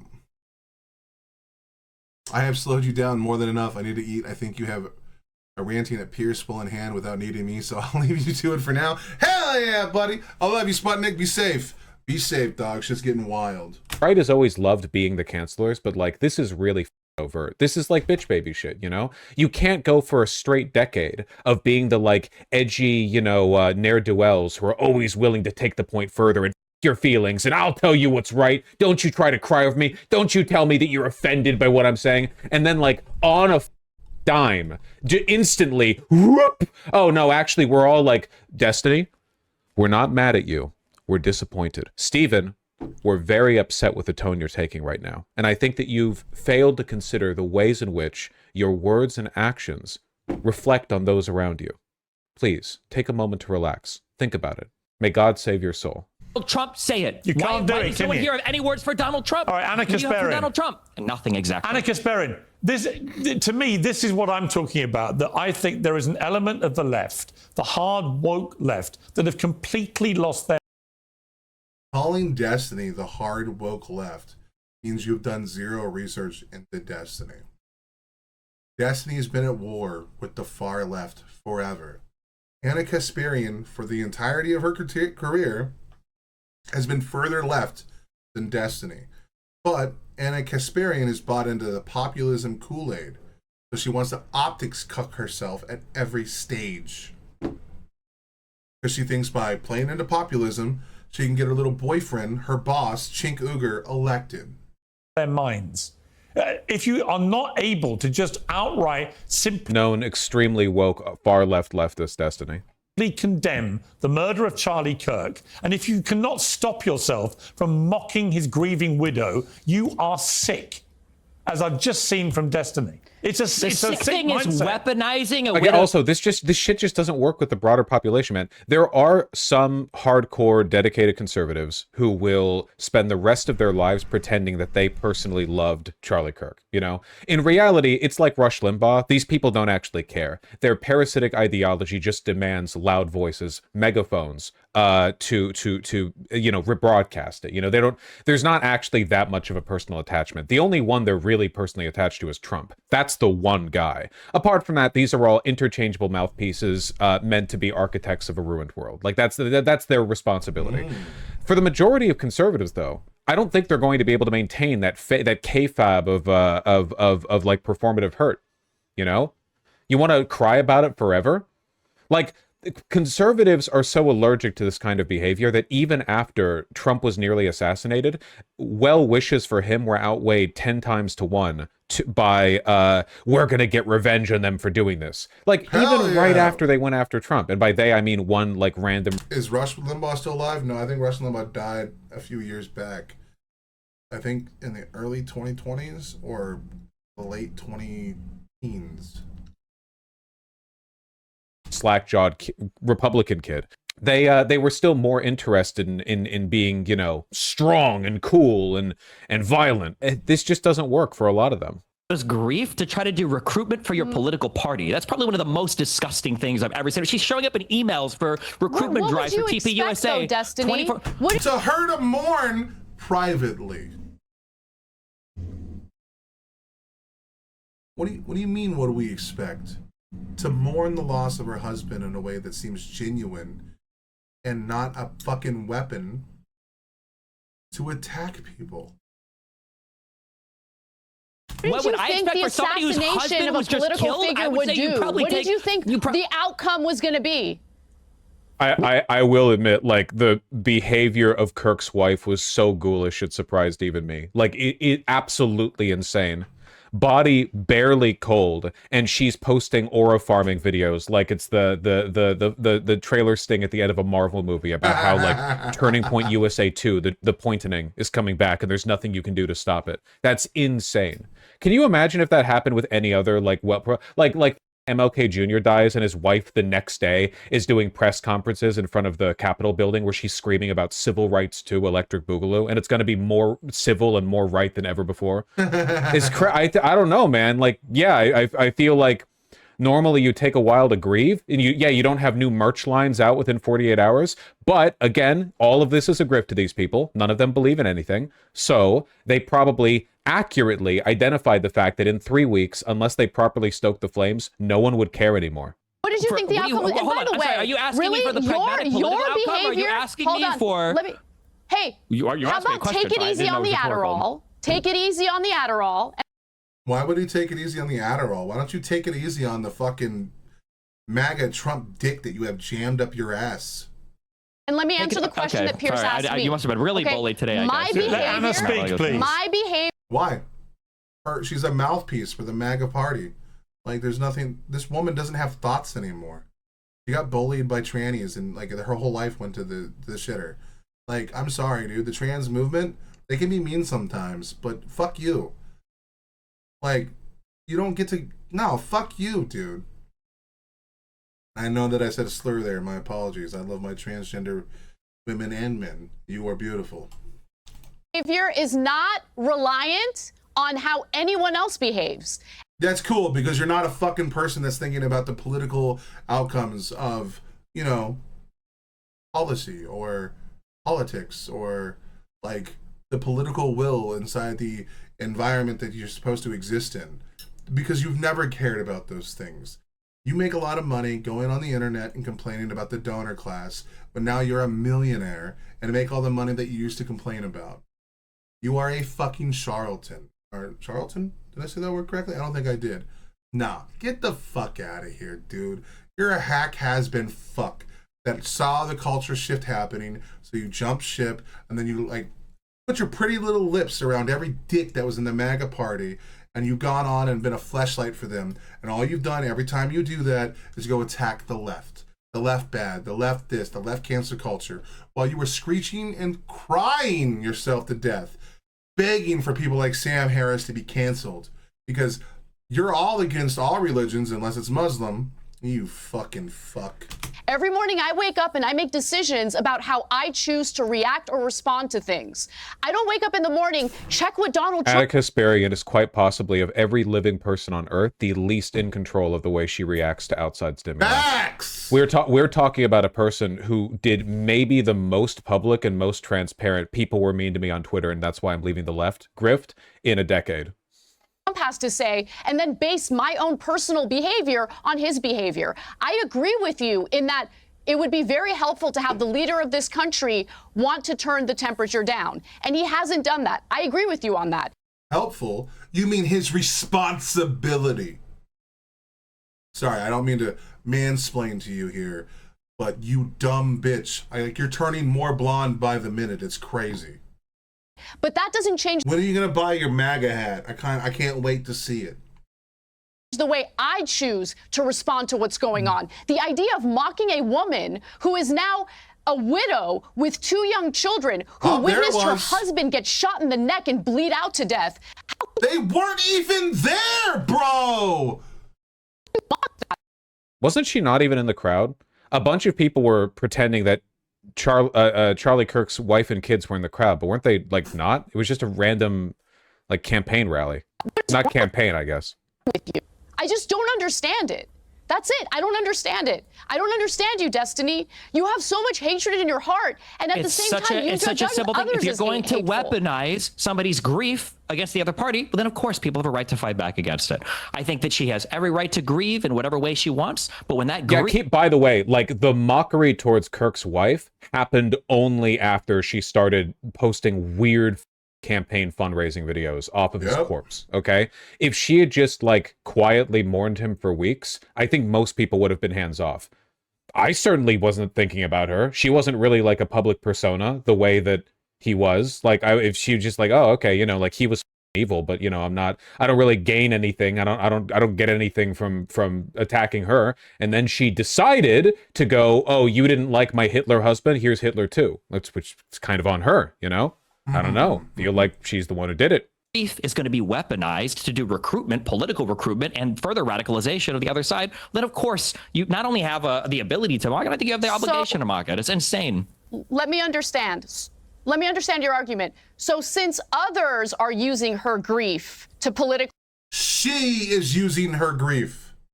She is appearing on camera. She is saying the words. She is using her husband. She is standing on his corpse. She doesn't give a fuck. She is raising political tensions with her rhetoric. No, she did. What? You stupid? She did. She put the videos out. She's doing the thing. What do you mean? Recruit. You think that it's okay to mock her specifically? Yes. If you put yourself into the political environment and you put your ideas out there and you make your statements, you know what happens? You're not absolved of those because you're sad. You have to deal with the ramifications of your words. And if those words are mean to you because you said mean things, guess what happens? You deal with it. You make your bed, you lie in it. It's called responsibility. You absolute brain dead dipshit. And you would advocate for this a few years ago, back when you were on your cancel culture kick and you were after all of the fucking hardcore right-wingers and you thought they were all Nazis until you saw money on the other side that was calling your name. Since others How are does that make using any her grief, sense? she's the one who gave a 17-minute speech on TV where she talked about good versus evil. She's the one showing up in Destiny, let me TPUSA explain, ads to one or 2 days something after. to you. If someone assassinated my husband, if someone... This is, it's the easy, you can tell who's grifting so easily. Anna Kasparian, like, she knows what she's saying isn't true. She's just trying to get hooks here. So she tries it like, well, other people are using her to propagandize, so you get to go after her. And when Destiny points out, of course, that's a ridiculous point. Like, no, she's the one doing it. Anna Kasparian doesn't acknowledge it. She doesn't, like, work around that point. She just moves on to the next one. It's so identifiable, man. You deal with these people time and time again. It's why I don't do debates anymore. Because you're not actually having a conversation with a person. You're not actually, like, you don't have, like, a dialectical process where, like, two ideas clash and you have to, like, refine it. And when they make a bad point, they have to have, like, an element of their broader argument shaved off or refined. They're literally just, like, pitching every excuse in the book at you over and over and over and over and over again. Facts. And you can keep bouncing them off, but you're playing tennis with a wall, buddy. You're playing racquetball, you know? Facts. They will never, ever... There's no realization to be had here. Like, I think, in a good world, if she was a good faith actor, which she's not, Anna Kasparian would, for a second, pause here and go, oh my God, why the f did I just insinuate that only other people are propagandizing off of Charlie Kirk's death? Why did I just suggest that she wasn't the one doing it? She's obviously one of the people doing it. She's appearing in these videos. She's making speeches. Why did I make that point? Why did I say something so obviously, provably false? But she'll never do that. Nobody will ever do that. There's no point. Someone assassinated my husband, I would not be able to have the level of... Because you have no moral character. Your morals are flippant and on the wind. If you are in a position of hardship and you stay true to your beliefs, that means you probably believe what you're saying. I have every incentive to hate the Democratic Party. I have every incentive to hate Joe Biden. I lost my job due to a vaccine mandate. Okay? I was working for Cox Automotive. Cox is a very liberal company. Cox Media is a big force. Cox Media paid people to make left-wing content, far left-wing content. They demanded that I get a vaccine. I went and did it. Then they demanded that my employees get a vaccine. I told them to suck my balls. I would lose every tech if I did that. These people that change their opinion because it's easy to do so don't believe in what they say. When I tell you what my beliefs are, they ring true all the way through. I'm not going to change my opinion just because it's easy to do so. You change your opinion based off of how mean other people are. You never believed it to begin with. It was something you wore as like a minor veil or a cosmetic item. You need to stay true to your beliefs. And your beliefs are supposed to be intrinsic to you as a person. Holy fuck. Composure she had during that speech. If somebody, I'm assuming Anna Kasparian loves her husband. I don't know the relationship. If somebody assassinated her husband, I have a feeling that 2 days later she would not be posting "Here's Hitler 2" videos to social media. She would not like be immediately working with a comms team to optimize the like donation rates that you get for your engagement. Like she immediately got folded into the monetization structure. It was crazy how quickly they did it. No time to mourn at all. The mourning process for your husband, like, shouldn't that take a while? Pardon me, you know, listen, okay, pardon me for not being woke enough. I know people grieve in different ways. I just don't think that, like, grifting for a political organization to make people further right is, like, a innate part of the healing process. I don't think that's, like, I don't think that's necessarily the way it has to go down. I don't think therapists added a 6th stage of grief. I would be out for blood. I understand why she's angry and why she said the things that she said. Okay, you need to understand what being a human is. She would be out for blood? Didn't she used to advocate against the death penalty? Wasn't that like one of her talking points when she was part of the Young Turks early in her career? When she was an actual leftist that might have actually had beliefs? So are we saying that the death penalty is okay then? Are we saying that it's okay to, like, you know, kill those that do us harm? I thought you were for, like, you know, reform and prisoner reform and, you know, helping people through what their crises are. Like, by your logic, Martin Luther King should have never been peaceful. We should have done the Malcolm X thing. Martin Luther King was peaceful despite the violence against him. Daryl Davis was peaceful despite the violence against him. What's the lady? Anne Frank was peaceful and forgiving despite the atrocities she suffered. That's what made these people heroes. That's why we're supposed to look up to them. And here you're advocating for the polar opposite. Why? Doesn't this fly in the face of all of your values and the things that you've advocated for like 15 years on the internet? Oh, that's right, because you're a fucking charlatan. You're just a fucking liar. It's all a grift. Like, none of it's real. You're just playing a progressive. I got it. Got you. What it's like to actually lose someone that you love, that you chose to spend your life with, that you chose to raise children with. But every one of them, it's the same argument. Even Posobiec, dude, it's fucking pathetic. Do you think big fat papa? No, I'm mixing up deep fat fried and big papa fascist. Whatever the fuck this guy's name is. Do you think that he's going to do the same tone? Because this guy's like just an internet Nazi. Do you think he's also going to be like, listen, exactly. Okay, I know I want the world to be a worse place, but I'm actually like super concerned about your humanity right now, Destiny. Person who was violently and viciously assassinated, like. Violently and viciously? It's an assassination, bitch. They're all violent and vicious. Violently and viciously, as opposed to non-violent and humane assassinations. Violently, viciously, monstrously, aggressively, murderously assassinated. And when something I know, yes, because you got bullied online. It's so funny. It's so funny that you just said you don't think about how other people act to define your behavior. Your entire political ideology now is somehow defined by the people that were mean to you on Twitter. No, if somebody cares about somebody who's grieving, I understood then you tell that what person, the flaws on the left happen to be. You understood what the flaw? No, you don't understand what the flaws on the left happen to be. You are the flaw that was on the left. Thank God your ass is moving on.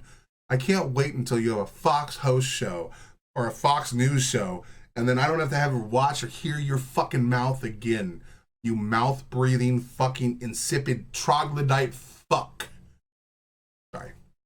Weakness in their arguments. No, it's not about the way I get treated. You don't I get say, treated hey, let's like throw a crap from camera in both front sides of of you the and have political you do aisle. mass recruitment for our political party while everyone over here is calling for civil war. It's unhinged. When you've got people like Matt Walsh and the Daily Wire, the we're president talking of the to United a States guy calling who for said civil he'd be war. okay with his own parents getting Don't be killed. too harsh, okay? We're talking about the rhetorical abilities of a person whose brain is being flooded with the hormones of a birthing person, okay? She's operating at a natural handicap. You can't hold it against her.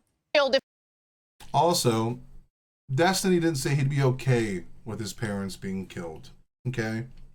Destiny said if his parents went to a MAGA rally and they kept participating in ratcheting up political tensions and a shooter happened to show up, at some point, he would mourn them personally. He would be devastated. But at some point, they went to that event knowing that that was a potential outcome. They don't deserve it. They shouldn't be shot. But, like, if you go fucking jump into a burning building and you get burned, what do? If they went to that Trump rally where that assassination attempt and we're talking to a woman who went on and did the whole conservative media outlet with Tucker Carlson and Glenn Beck and had nothing bad to say whatsoever. I know where your bread is buttered. I know where you're making your money from. I had awesome conversation. That's crazy, Anna, because he went on to all those things too. But the difference is when he was there, he disagreed with them. And then he wasn't invited back because he wasn't a kind little liberal or kind little leftist like you were, who was so happy to have the political clout. He went there to disagree with these people. And he regrets that he didn't disagree with them enough. And you're proud of those conversations. There's a difference here, and I wonder why. Oh, it's because he actually believes the things he says, and he's willing to fight for him. And you were just willing to be a mouthpiece for anybody, as long as you're getting paid to be there. Got it. I don't regret it at all. That's great. I also had a conversation with Jack Posobiec on her take. It was awesome. Yeah, I know. That's what democracy is about. Democracy. Oh my God, are we getting a little chink ooger out of her right now? I'm so glad you're going to bring up democracy. You know, when you go on those programs and you're supposed to disagree with them, you should probably disagree with them and actually have a conversation about the ideas and principles and policies, instead of shitting on your side while you're there so they can pat you on the back and tell you that you're beautiful. Thank you. Having an exchange of ideas. Comes out of his mouth. She is exchange of ideas? Which ideas did you ever exchange with any of them? You just sucked their dick and said the left bad.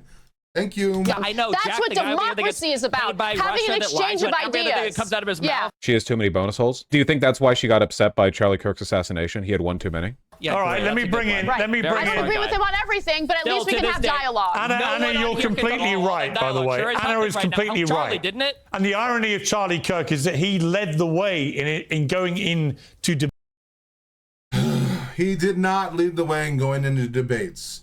Charlie Kirk was very selective with who he debated. Charlie Kirk wouldn't debate Parker, he wouldn't debate Dean Withers, and they tried for an entire year. Charlie Kirk won't debate Destiny, he won't debate Hutch, he won't debate fucking Harry Sissons, he won't debate anyone with an actual level of caliber that should be rhetorically gifted enough to actually hold their own, where he can just use his media training that he received to bash college students. Charlie Kirk doesn't debate anyone of any note ever. That's why he was so absolutely dog-walked when he went to Cambridge. You know why? Because he's unequipped to have the conversation. And a bunch of college kids, and I think maybe 2 professors, made him look ridiculous. Debate with people who hated him, and he would try and have respectful dialogue. Charlie Kirk beat up on college students. Unlike That's all you, he Destiny. did. Unlike you, Destiny's debated every major political commentator, from Hassan to Vaush to fucking Dave Smith to fucking Andrew Wilson to Ben Shapiro to Jordan Peterson to Benny Morris and fucking Norm Finkelstein and Mui Raban. Like, dude, he's debated with people on Lex Friedman. He's been on every major platform and has talked about his ideas at great length. Unlike you, Pierce, you don't do shit but appeal to emotional rhetoric. You were just like in your feels guy while running defense for the Republican Party. You are in no position to talk about debating anybody. Like, as if you even know what a proper fucking debate is. You can't even moderate a single goddamn panel. You fucking ape. Let me bring Andrew Wilson in. So do you. Let me bring in Andrew Wilson. So do you. You beat up. He debates everybody, Andrew. You dipshit, and you know that because he debated you and your little butt buddy, fucking Rob Knorr, had to use AI in an actual debate. Holy fuck! And all Andrew Wilson typically debates are OnlyFans girls that go on the whatever podcast or the Fresh and Fit. That's why he's just a philosophy bro that doesn't know jack shit about anything else. About college students, you're going on a college tour. You're going on a college tour right now to beat up on college students. What are you talking about, Destiny? That's what you're doing. You can't come after Destiny for this, man. He argues with literally fucking everyone. He argued with Finkelstein. Okay, the idea that he exclusively argues with college students so that he can make a mockery of people without media training is ridiculous. He debates everyone. Right this second is going on a college tour to go beat up on college students. By the way, can I just ask you a question? I don't yes exclusively beat up on college. Can you actually answer? Can you actually answer? Hang on, calm down. I just got one question. Please go on Pierce Morgan. We need some good clips. Dog, I don't know what the you're looking at right now that would make you think I would ever want to go on here. This is like watching, I'm like watching the Pain Olympics on stream and somebody's like, have you tried dipping your balls into salicylic acid? Like, do you think that would feel good for you? We'd get some really good content out of that. You know, I maybe you would. Maybe you would. You're going to have to imagine it. I got one question for you, and I want you to actually answer it. Are you glad Charlie Kirk is dead?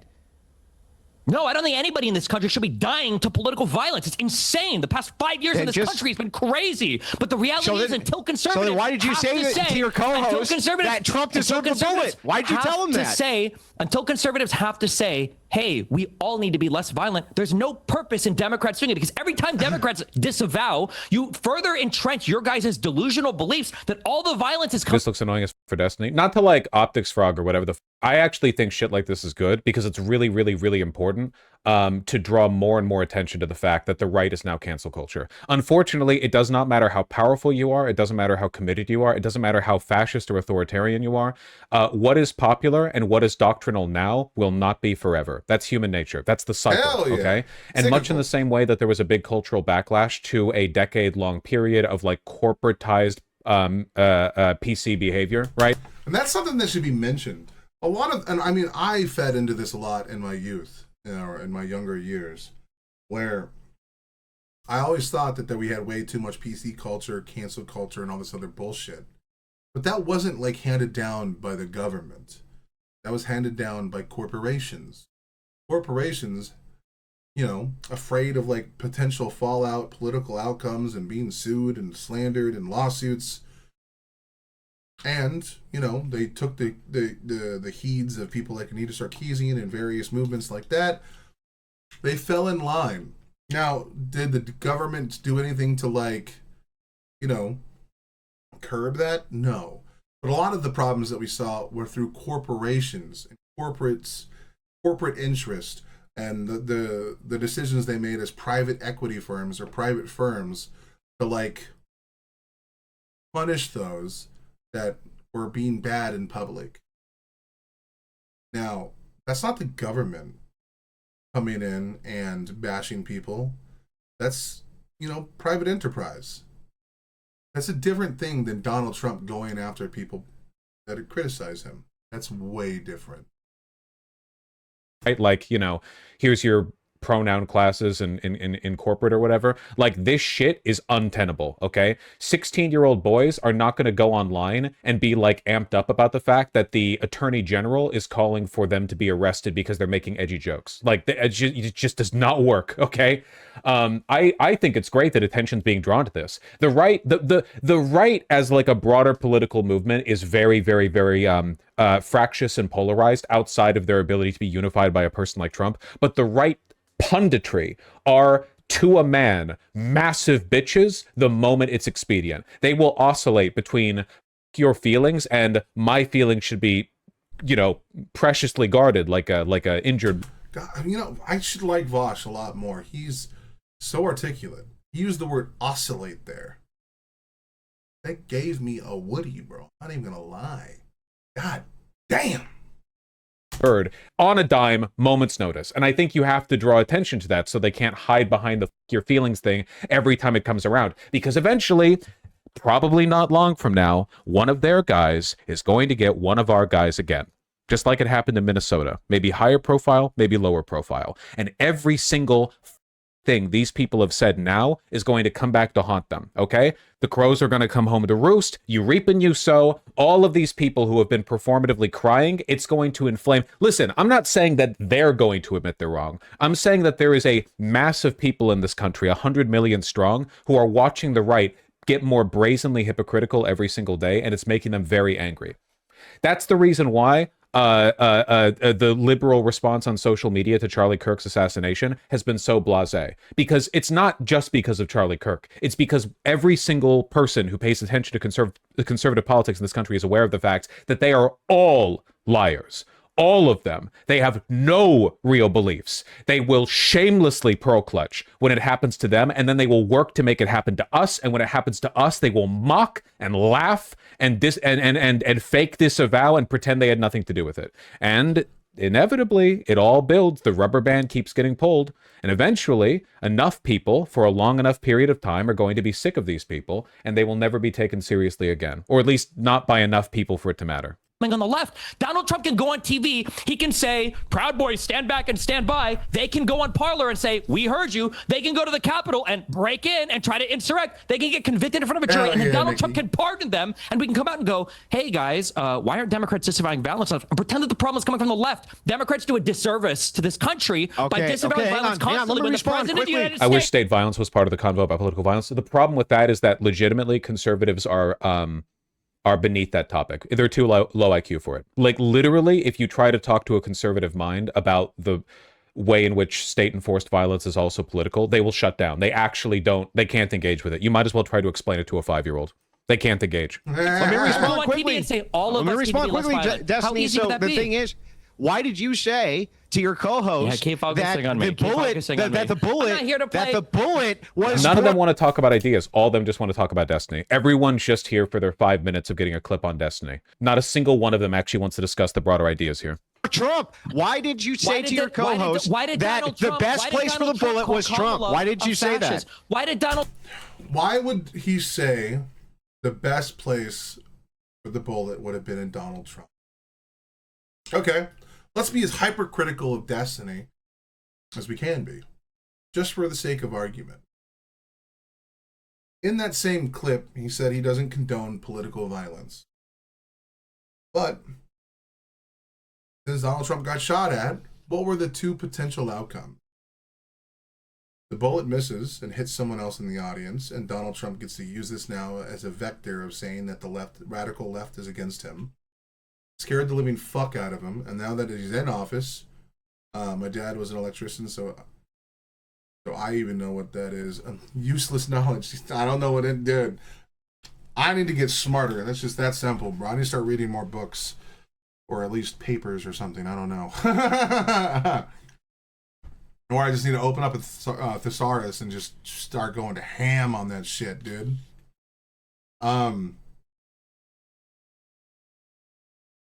Fuck. Forgot what I was gonna say. Your co-host. Why did Donald Trump? Oh, so let's say we're being hypercritical of Destiny, right? Since the bullet didn't kill him, we now see the ramifications of that. Okay. Well, that's not condoning violence. It's just saying that if Trump would have died during the assassination, he couldn't have been president. And if you thought that Donald Trump was going to be an existential threat to our country, I mean, that tracks. That's not saying you wish Donald Trump would die. You're just talking about pros and cons of an event that happened. And you're talking about the political fallout of said event. Okay, well, okay. So then why are we using that as a talking point, saying that Destiny is advocating for violence there? Place for the bullet was Trump. Why did you say that? Why did Donald Trump call it's a whataboutism? Whataboutism. I'm asking you a question. Whataboutism. I can't be a whataboutism if it's my question, Destiny. Why won't? That is the time you would do whataboutism, is with your question.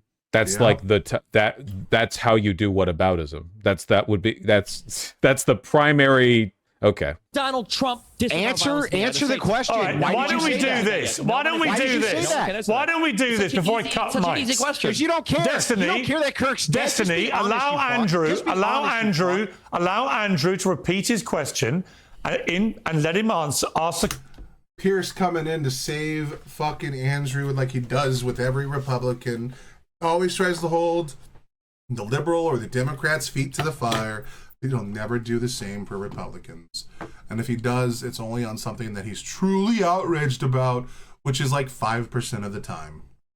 Question, then you answer it, okay? Andrew. It's so cool how all of these people need Piers Morgan as a handicap when debating Destiny. Like Piers Morgan needs to keep stepping in and going, okay, please let them finish their point, please.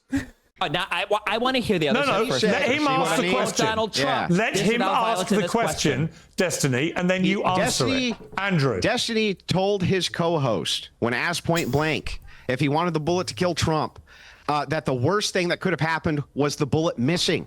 He said this to Pisco. I watched it, okay? This guy's an obfuscation machine.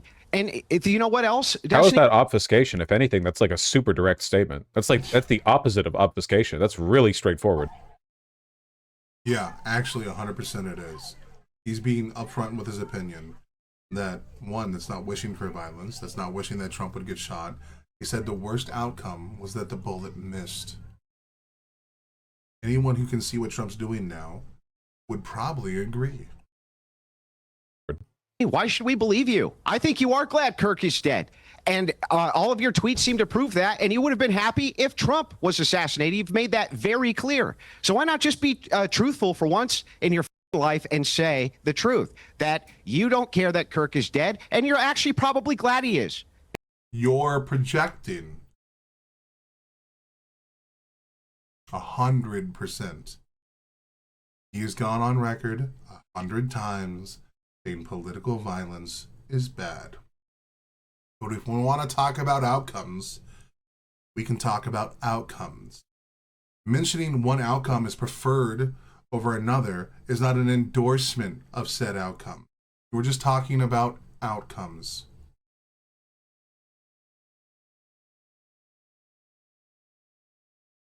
Isn't that really what's true?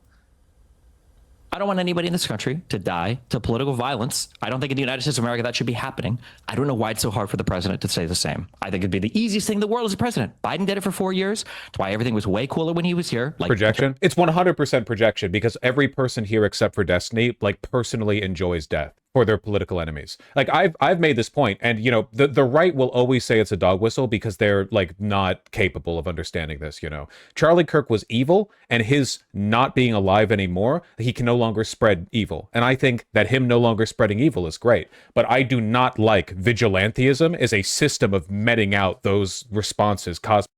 Perfect way to say that. There is a positive effect for the world through Charlie Kirk's death. That doesn't mean you're okay with Charlie Kirk being shot. Doesn't mean you're in favor of political violence. You can talk about outcomes without an endorsement.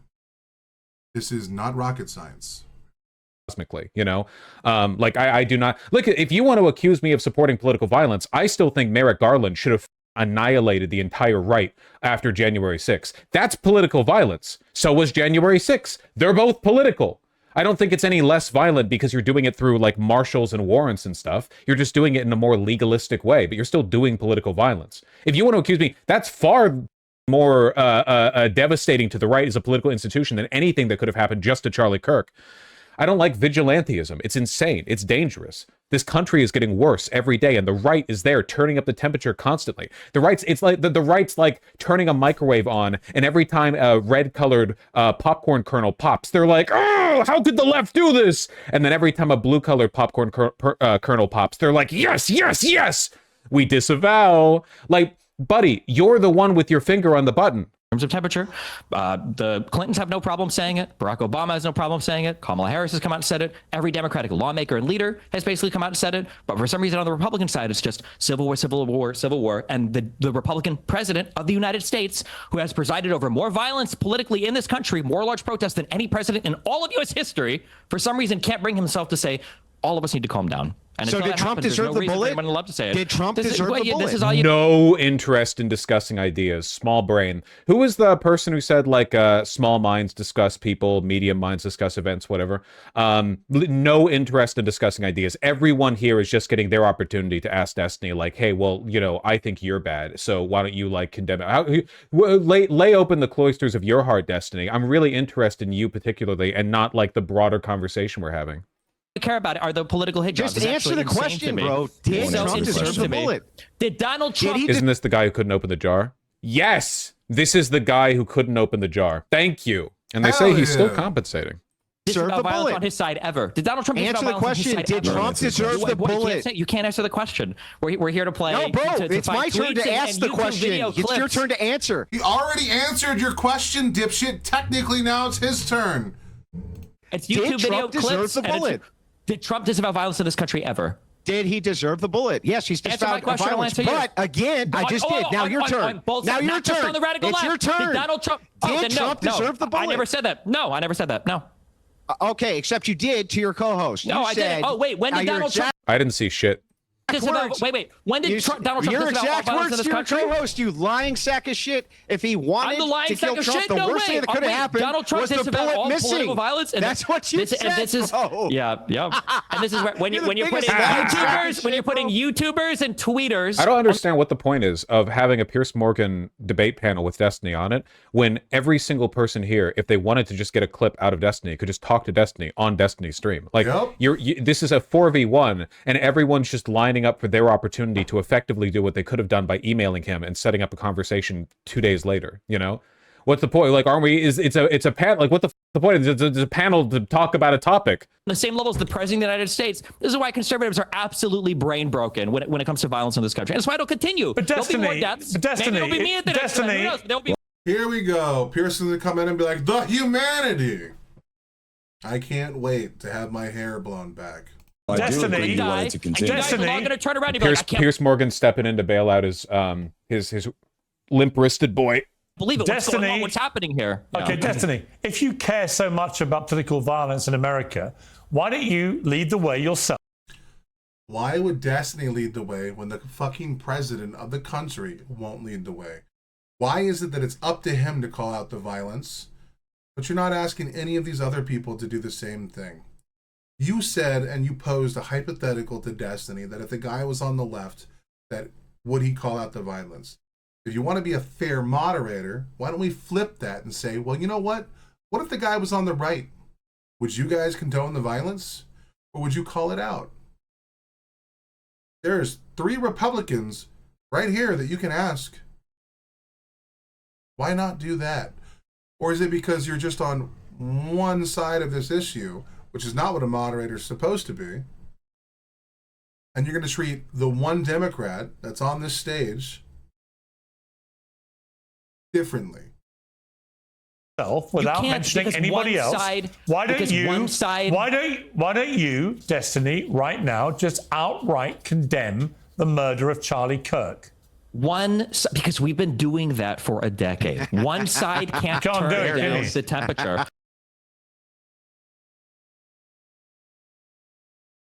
This guy is just a vile, disgusting. Here's hoping that Piers Morgan throws a pair of balls and starts doing these debates in public, so that he can too face the same level of scrutiny that Destiny does, so that when Destiny is in the crosshairs, so is Piers Morgan. Like, let's equalize the playing field. Stop hiding in your nice little building with all of your security, and why don't you step into the real world of conversations?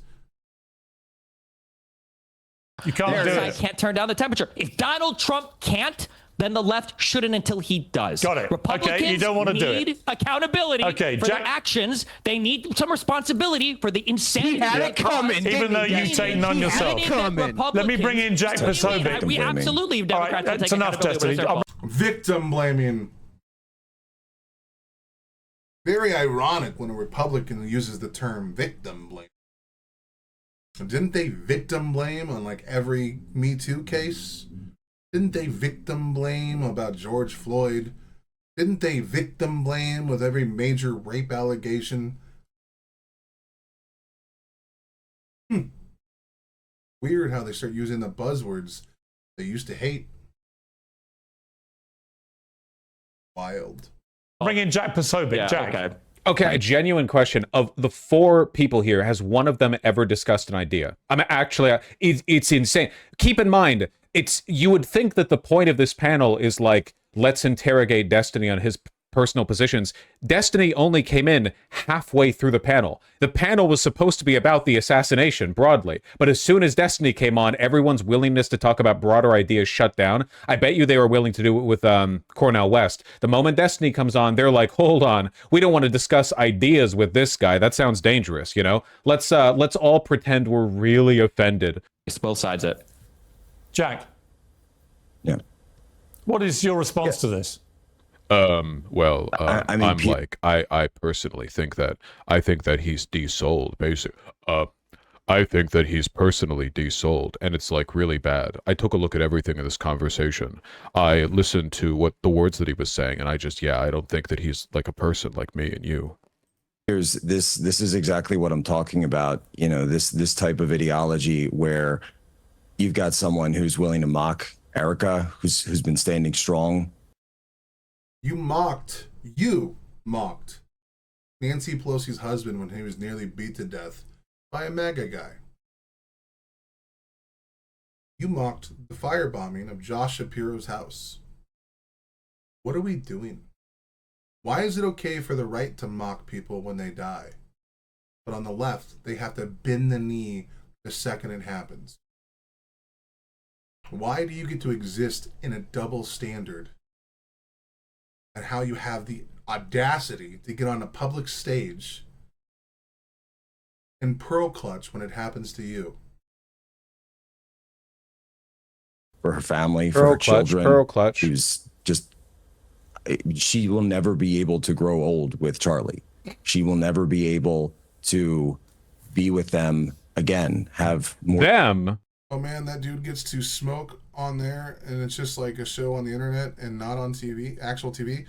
I don't think Piers Morgan is allowed on actual TV. I think he has to do his show on the internet. But he does have a pretty big platform.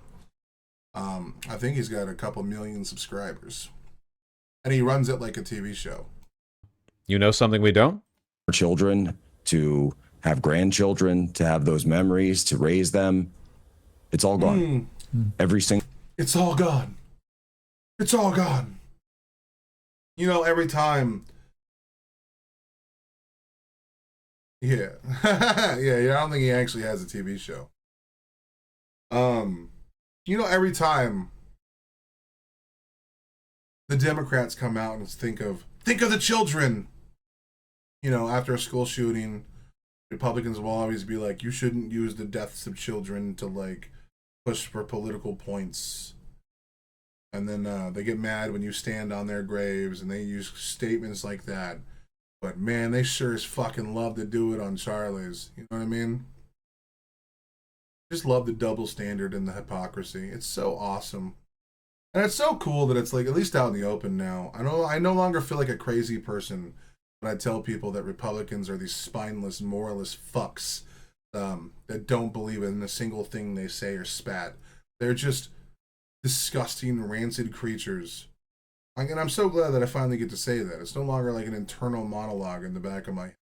I just get to say it now. Because until they turn it down, I'm not going to. I'm going to participate in the exact same rhetoric they are. They're going to get exactly what they give to other people. And I'm here for it. I'm so happy. Let's go, dude. We get to go mask off now, dude. You know what I mean? Like, we just get to enjoy it for what it is. No longer do I have to filter things through my super ego. I just get to be me. I just get to let that motherfucker run through. Because until they're willing to fucking condemn violence, until they're willing to fucking, you know, stand on principles, fuck them. Now, I'm still not going to advocate for violence or anything like that, and I'm still going to mourn the losses of those that are affected by such things. But I don't have to sit here and soy out anymore. They can suck the fattest of dicks. Single moment of that future that they had was gone because someone fired a bullet at Charlie Kirk that said, "Hey, fascist, catch." That's not even the bullet that he fired. That was a bullet that was still intact. And it was also a reference from a video game, Fallout. Live by the sword. Hell yeah, bro. They can take me out. It really should be easy to condemn violence. Yeah, not condone violence. Yeah, it's not. It's so easy, bro. But I'm not going to do the whole Michelle Obama shit no more where they go low, you go high. Nah, they go low, we're going to wrestle in the mud until we both look as ridiculous as fuck and neither one of us are taken seriously. Just never forget that these are the people who are still talking about George Floyd. Like, God, I can't believe this is what I mean, man. The 16-year-olds who are going to be tomorrow's like political canvassers are not going to resonate with this shit, man. It's pathetic. And now you have people celebrating it, and when you ask people about it, they say, I don't know any mainstream Democrat that's celebrating the death of Charlie Kirk. They can speak out against the violence, but talk about how maybe him not spreading terrible rhetoric and terrible lies and terrible information to people could be a good thing. And then they can also speak about how it's a bad thing that he might be considered a martyr. And that might even convince more people to go to it. You can have outcome determinative conversations without endorsing violence. You can even do hypotheticals about a world with Charlie and a world without. Like, there's nothing wrong with those conversations. Holy fuck. I'm sure they're just talking about on Twitter, etc. Yeah, but you don't get to hold the entire party responsible for a handful of constituents that are just insane. Twitter's full of bots. It's full of and don't go there because all the ugliness on there. Yeah, it's fucking. I mean, I was on there earlier this morning, and it's fucking. It's nasty, bro. Was fired. Oh, How are you lying about this? Shut even? up, Destiny. Holy shut shit. up. You're so shady. Shut up, Destiny. I gotta see that again, dude. I gotta see that again. And now you have people celebrating it. And when you ask people That's about not even it, the they bullet say, that was fired. "Oh, How are you lying about this? Shut even? up, Destiny. Holy shut shit. up. You're so shady.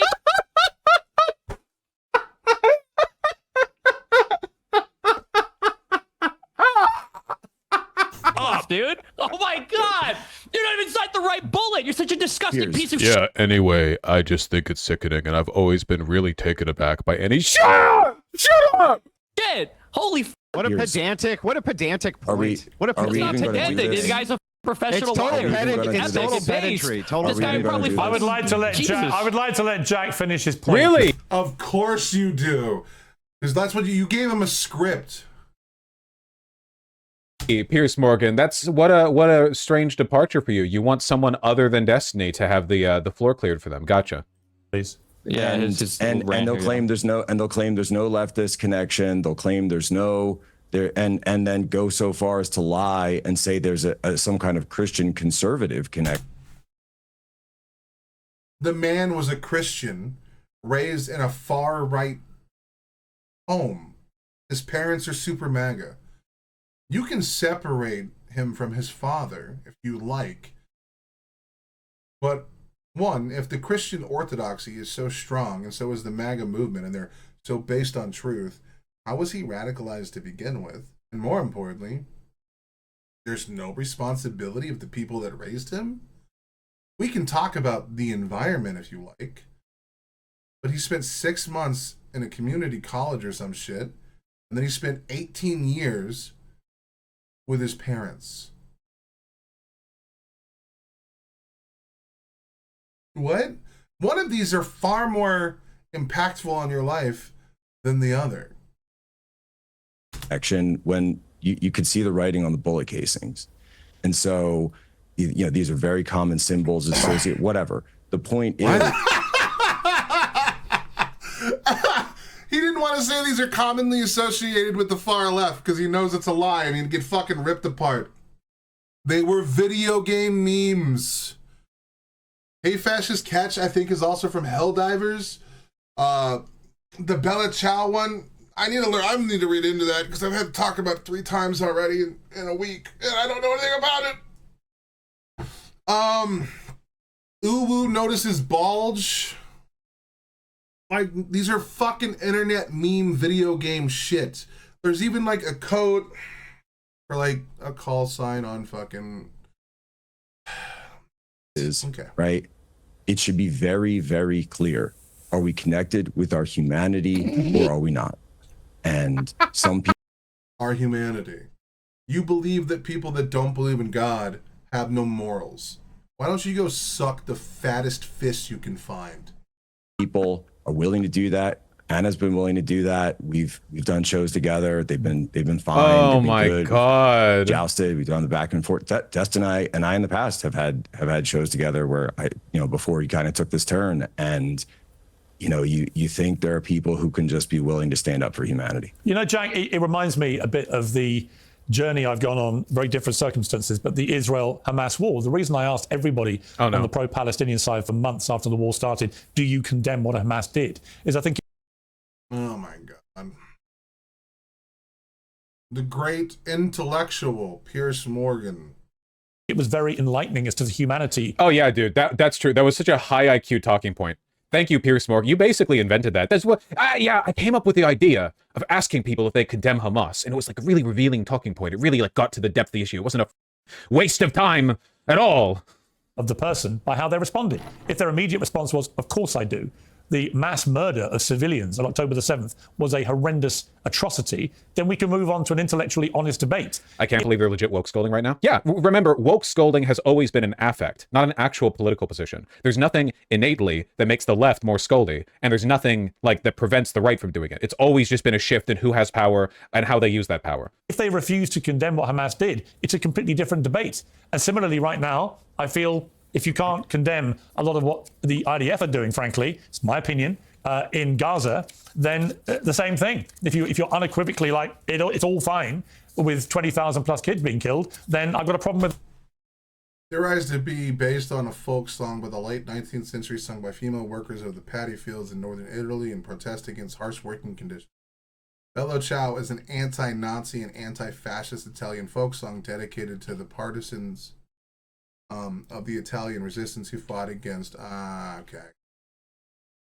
Well, that one might make him look a little anti-fascist. That too, but I do think you've got to try and maintain in all of these debates. I think Destiny could reasonably argue that Charlie Kirk was a Hamas insurgent who was surgically taken out by precise IDF strikes, the most moral army in the world, you know? I think you could run that line. He might have to. A modicum of humanity about people who are actually being killed. And what is terrifying about the mindset of a lot of people on the woke left I've seen since Charlie Kirk's death is the brazen glee that they're taking to his murder.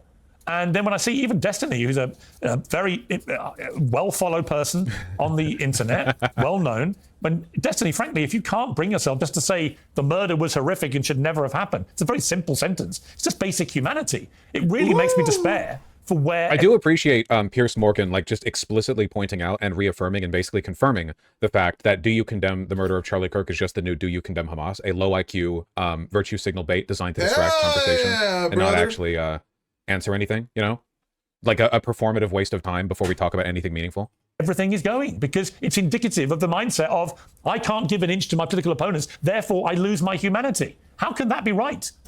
Because you can't give an inch to political opponents that won't recognize or acknowledge anything they've done is wrong. It's all it's done is gotten us here. This is where we're at because of that exact mindset. Will any of the conservatives here acknowledge the conservative that murdered Melissa Hortman and her husband and shot the other senator in Minnesota? Yeah, of course. Yeah, that it was a conservative shooter? That it was a conservative shooter? I don't know the details on that particular case.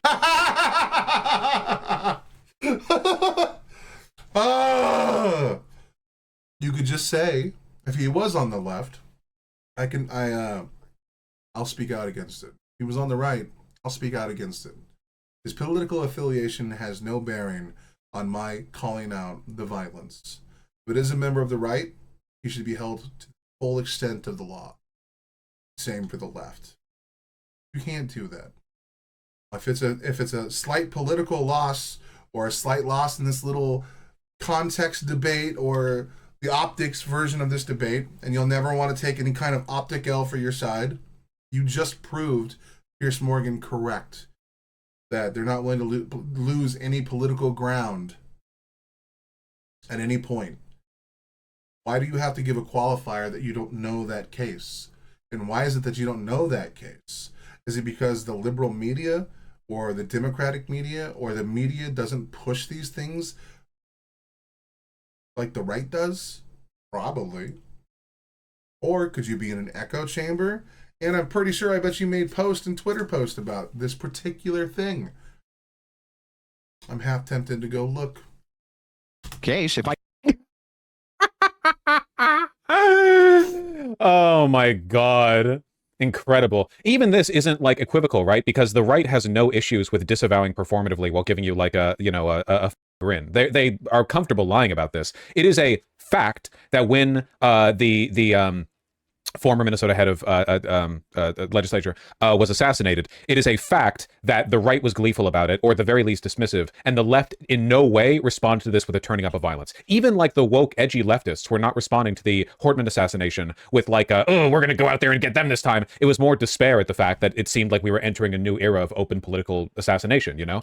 There's just no comparing to the gleeful, malevolent bloodlust of the right. It's just not replicable. It's the same reason why every time a shooter you'd think would end up being left-leaning, like a shooter or a violent person targets a conservative or Trump even, it turns out they're also Republican. Conservatism is just a violent ideology. They want blood, and their media apparatus, their politicians, they all reaffirm that. It did, and it turned out that it turned out it was the case. Of course, I would say that such violence should be disavowed. The thing is, you can't hold your entire moral standard based on what you think Trump is doing or not doing. What does that have to do with you, Destiny? It has nothing to do with you. You can easily just say, you can lead by example and say, let's all tone down the violence. That's what you want, right? President of the United States. That's what Democrats have been doing. Wait, you can't lead by example because you're not the president?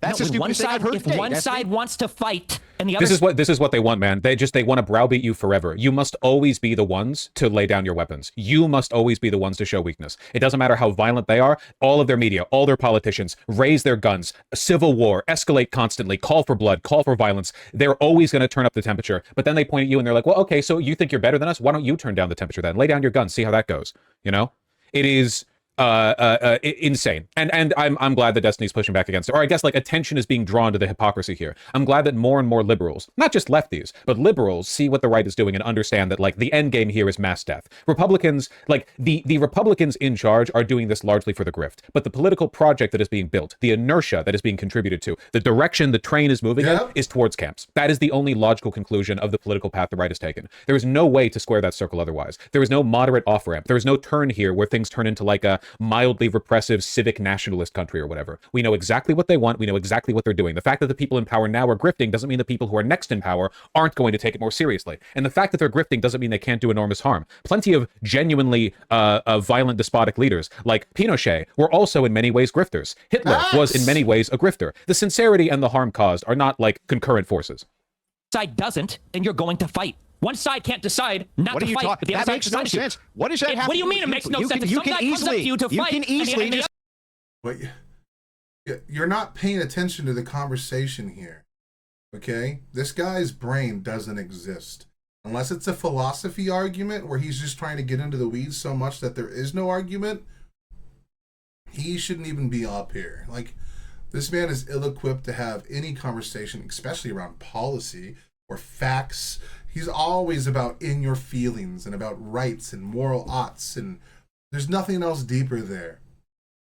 This man is just a piece of shit. If you want an end to political violence, both sides have to agree on the terms. The problem is people don't want peace. They want justice. It's a folk song.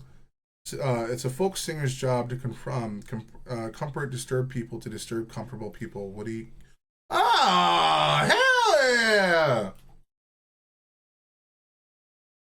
These people want justice. The problem is, if they perceive justice to be war with the left, or the evil Democrats, or the monsters, or the demons, where does that go? Israel-Palestine is built on justice, not peace.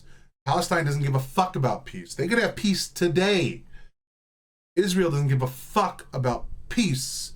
They want justice.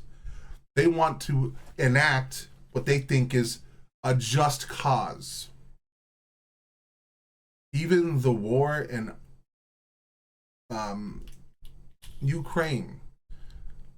Putin believes that Ukraine belongs to them. Anyway, I'm back. Hell yeah. I wanted peace, but now I want justice. At the end of the day, people always just want justice. Peace is an easy solution. You both just agree, hey, let's chill the fuck out. But the right wants justice, and the left, well, honestly, I think the equation right now is the left wants peace, the right wants justice. And eventually the right will keep pushing until we want justice too, and then civil war is coming. There's no stopping it. We need to de-escalate. The other side says, I don't want to. You don't really have the choice there. Lead by example, then. Lead by example. You can't lead by example. That's called dying. You can. Actually, I thought. Let me jump in. Because you're actually having. Oh, here comes Pierce Morgan to save his debate buddy. It's literally a 4-on-1 moderator and 3 Republicans against a Democrat. While all 4 of these people are talking about Destiny, Destiny's talking about the political environment.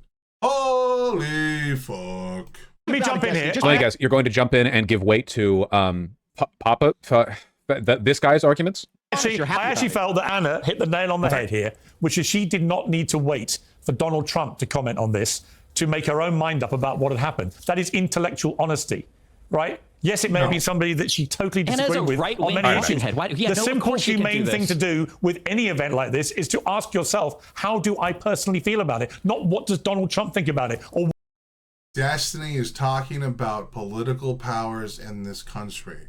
He's talking about the left surviving.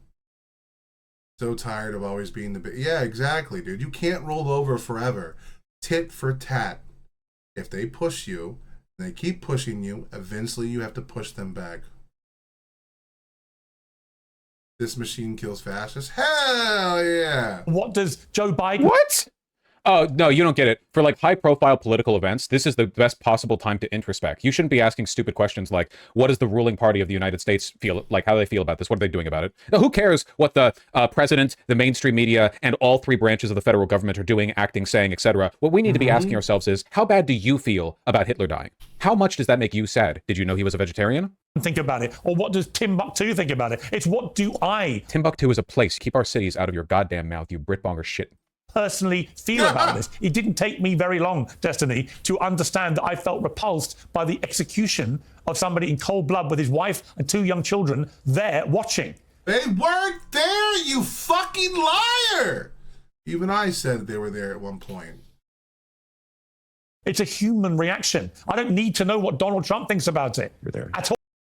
We need to hold the leaders of these parties accountable. They are the thought leaders. They are the ones that make the calls. We know that Donald Trump has done it before when he told people on January 6th to go home. And guess what? They did, because he controls the party, because no one else holds Donald Trump accountable. He is in charge. There's no one coming to save us. We as people need to demand our president to do the right thing. Cool. I don't understand why you need to wait for this him. This is like insane. This is like the ultimate. This is like the final argument. This is like the one at the end of the road, right? Nothing matters except what we tell you should feel. You can ignore all empirical reality. It does not matter. Before your own humanity. I don't need to wait for anybody. No, you're not asking how we feel about it. You're asking what the public statements should be. Why are they concerned with what Destiny thinks about it? They're not. They're liars. What they're concerned about is him normalizing mockery of Hitler. They don't like it. They don't like the fact that he's... Hey, Nikki, I bitch all day here on the internet. Bitch away. It's what we do. It's how we feed our soul and free ourselves of our burdens. Contributing to the mockery of a person who deserves mockery. But rather than argue with him on the merits of that position, which they would spectacularly lose on, they're instead going to pretend they're all really concerned about the state of his soul. That's it. It's dishonest, and they're all playing exactly the same game. Almost like they agreed upon it beforehand. I don't really think they did, though. I just think conservatives will do anything to avoid an argument, and this is just the easiest way to get out of it. They probably just copied each other, you know? I doubt any of them really has a plan. The public statement should be the president of the United States. I'm not. Yes, you are. No, You're I'm asking not. me for a public statement I'm right asking, now. where is your humanity? Your heart, your soul, your beating soul, Stephen. You guys are your playing heart, into this exact your thing. heart. You probably know it. I think Cornell was right about this. You know where your bread is buttered as well. You guys play into this. It's insane to me that the president of the United States can't say, hey, all of us need to be less violent. We all need to calm the down. That the president of the United States can't say this, but you will endlessly scour Twitter and YouTube for leftists to bring on and say, don't you guys disavow the violence? It's absolutely absurd to me. You know, Cornel West should have stayed in his seat. We were debating free speech, actually, and whether You were debating ideas? I wonder what that's like. Sorry, I came in here after Destiny joined. I thought this was a personal intervention for him. I thought we were all sitting in chairs around a fireplace in a community rec room or something. Debating free speech. Let me finish. And whether the overuse of words like Hitler, Nazis, and fascists. You have been calling people communist for years. Donald Trump called Kamala Harris fascist numerous times. You don't get to fucking ride this wave, okay? I would never do that, by the way. Actually empowering the range young minds to think they were battling actual new Hitler, Nazis, and fascists. And actually, when Andrew pointed out to Cornell, like, look, it's so not. They're so transparently dishonest when they say it's about Destiny's heart and soul. They want you to whitewash Charlie Kirk. They don't want you to mock him. They don't want you to think ill of him. People have been fired from their jobs for quoting Charlie Kirk. Somebody was fired from the military. They were discharged. All they posted was a quote of Charlie Kirk's. That's where we're at. They want to whitewash him so badly, you can't even rely on his version of his legacy. He had used the phrase neo-fascist about Trump. That's when Cornell decided he couldn't take part in the debate anymore, when he was reminded of something he had said. He didn't try and deny it. He just said, I don't want to have this debate, and left. Piers, how long have you been in the United States, like following our politics? Over 20 years, I've lived and worked in America. Okay, if you've lived and worked in America, I grew up as a conservative, listening to Rush Limbaugh and to Glenn Beck and to Billy Cunningham and to Sean Hannity. You're going to sit here and pretend like Democrats are the ones that started the name calling? I heard them call Obama. They will pretend that, yeah. This, like, again, you can't ask rhetorical questions with these ghouls because they will pretend that. They will have grown up. They will have lived in America in like 2011, and they'll be like, yeah, Democrats were like basically just as bad as Republicans back then. Like they do not give a. They don't give a shit about reality. The Clinton I didn't say that. Communists. When did I say that? But you are saying that. You're saying that by calling people that are doing fascist things, such as even in Trump 1, when he did the Muslim ban, that was very fascist, okay? Banning people for where they're born from. Excuse me? The Muslim ban was disgusting. And that is something that is fascist. Republicans have run on the anti-immigration thing for 30 years. Why? Why do they hate immigrants? It's not about the jobs. The jobs that the immigrants are doing, the white people will never do. And we're never going to pay them the money that they think that they deserve. Okay, so why are they always at war with immigrants?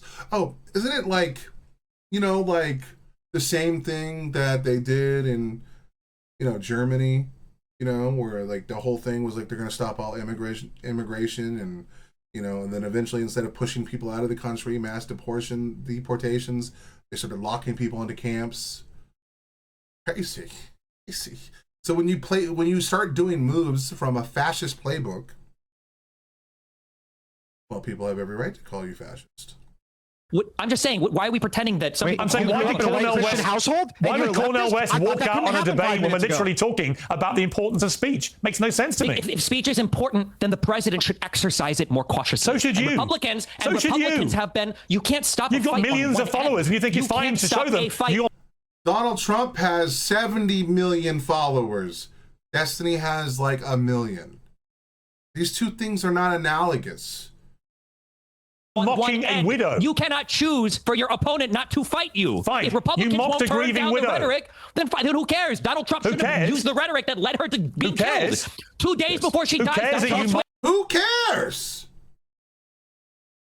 What does this have to do with anything?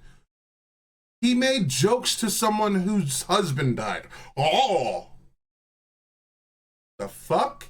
It's a grieving widow. This is all. It's just virtue signaling. You guys are excited about it. You guys love it. How is it that you said this guy can't possibly be a leftist? It's exciting to you. It's insane to me. Yeah. Oh, how is it that you said this guy can't be a leftist because he grew up in a white Christian household when you grew up in a white Christian household by your own admission just now, and you're... He's not a leftist, so it all tracks. Leftist, Destiny. I'm 36 years old. This guy was 22, and he lived at home. What does that have to do with anything? What is that? What do you mean? What does that have to do with anything? Time. Like, if you literally just left your parents' house and your entire ideology was defined by your parents, right? It's going to be a lot harder to separate yourself from that ideology. If you've had 15 plus years to be your own individual, pay your own bills, raise your own children, you can build up your own political ideology based off of your needs. What do you mean? Who cares?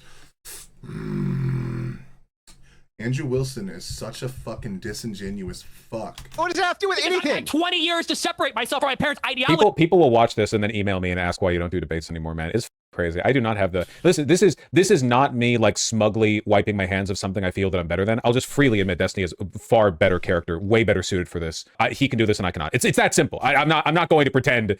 No, I'm only interested in discussions of a caliber higher than that which Piers Morgan can provide. No, I would just have an aneurysm and die. I don't want to be in the mud. Yeah, I don't want to be in the mud. I didn't live with them still. Jesus. So 6 months, 1 year, 20 years? Why does it matter how long it took? Vaush does look uncomfortable outside his room. Okay, listen, I'll accept that criticism normally, but not when I'm being implicitly compared to Destiny, okay? In that respect, live streamer solidarity. I do not want to hear that shit framed as though it's a comparative statement. To separate, you just got to say it was impossible, and you yourself are a leftist who grew up in a Christian conservative household, dude. You're the worst hypocrite I've ever seen. Hold on, You're the I'm worst sorry. hypocrite. You think that a 22-year-old has as much time to separate himself from the ideology that he grew up with as a 36-year-old? Didn't say You just made the But you're insinuating that through the comparison, you absolute dipshit. We don't have to go off of what you technically say. We can go off of what you're implying through your question. You know, because it's easy to understand rhetoric and motive when you use it in one direction entirely. Pedantic. It's not pedantic and fake. Fake and gay. Fake and gay. Stupid point. Let me jump in. Let me ask Jack. Asking Jack a question. Oh, are you going to like probe his opinions on something, or are you going to set him up for a question to Destiny? Jack, you No, what he's going to do, I'm sorry, Vaush, you're going to have to get this one wrong. There's no way. There's no way that he's going to ask him a question of caliber. He's not going to ask Jack a substantive question about right and wrong, or about like, well, maybe we should have Trump, or maybe we should make a call to Trump to do the right thing if we actually care about political violence. He's just going to give Jack the opportunity to grandstand and swap the tampon that's up his ass so that he can use this as some pearl-clutching moment to like win some favor temporarily with the average American until they realize that these are the very people that are pushing a majority of the violence in our country. While getting paid by Russia to do it, by the way. Not allegedly. You are a fucking shill. And if you want to sue me, by all means, buddy. You know the Kirk family well. You've been around the Kirk family, I think, since this is... So not a question. He's just giving him an opportunity to more... Okay, so cool. We got it. Cool. I love it. Thank you. Thank you, Pierce, for being so one-dimensional and always moving in one direction that a dipshit like me can catch on to what you're doing. Thank you. Murder has happened. When you hear Destiny saying, who cares about the fact... Listen, okay, everyone. I think this conversation is centered a little bit too much over feelings, pearl-clutching, and performative virtue signaling. Jack Posobiec, do you cry when you hear Destiny talk? As somebody who's known Charlie Kirk and his wife, will you cry after this? How bad does it make you feel? Mr. Posobiec, are you cutting at this moment? We can't see your wrists. How do you feel? Lay bare the contents of your soul. That he openly, publicly mocked Erica Kirk. Can you imagine conservatives talking this way? Okay, just imagine this tone of conversation being had even about Melissa Hordman. Like, even in a comparative situation, man. Imagine this happening about anyone. Imagine this happening. They don't care. They would never care. They would mock it. These people do not give a fuck. Happening about George Floyd. This would be so insanely derided, like worthy of mockery to the right. They would not give a shit at all. This would be like laughable, it'd be comedy. Hey, as in fact, if Pierce was a liberal and the shoes were reversed, and this was Melissa Hortman, and there was Jack here was alone against three ranting, raving fucking super libs that probably believe that the sky is pink and like, you know, love is the cure to every problem in the world.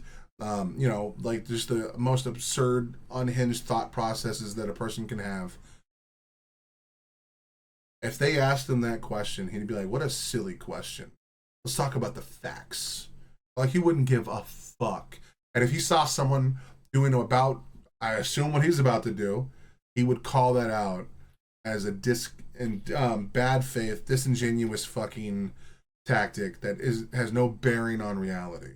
As someone who has black friends, person who isn't Posobiec, how does it make you feel when the conservative that we have on this program says that he, quote, doesn't care or, quote, finds it funny that George Floyd died? It would be a joke to them. They do not give a shit. A grieving widow within literally a day or two of her husband being murdered.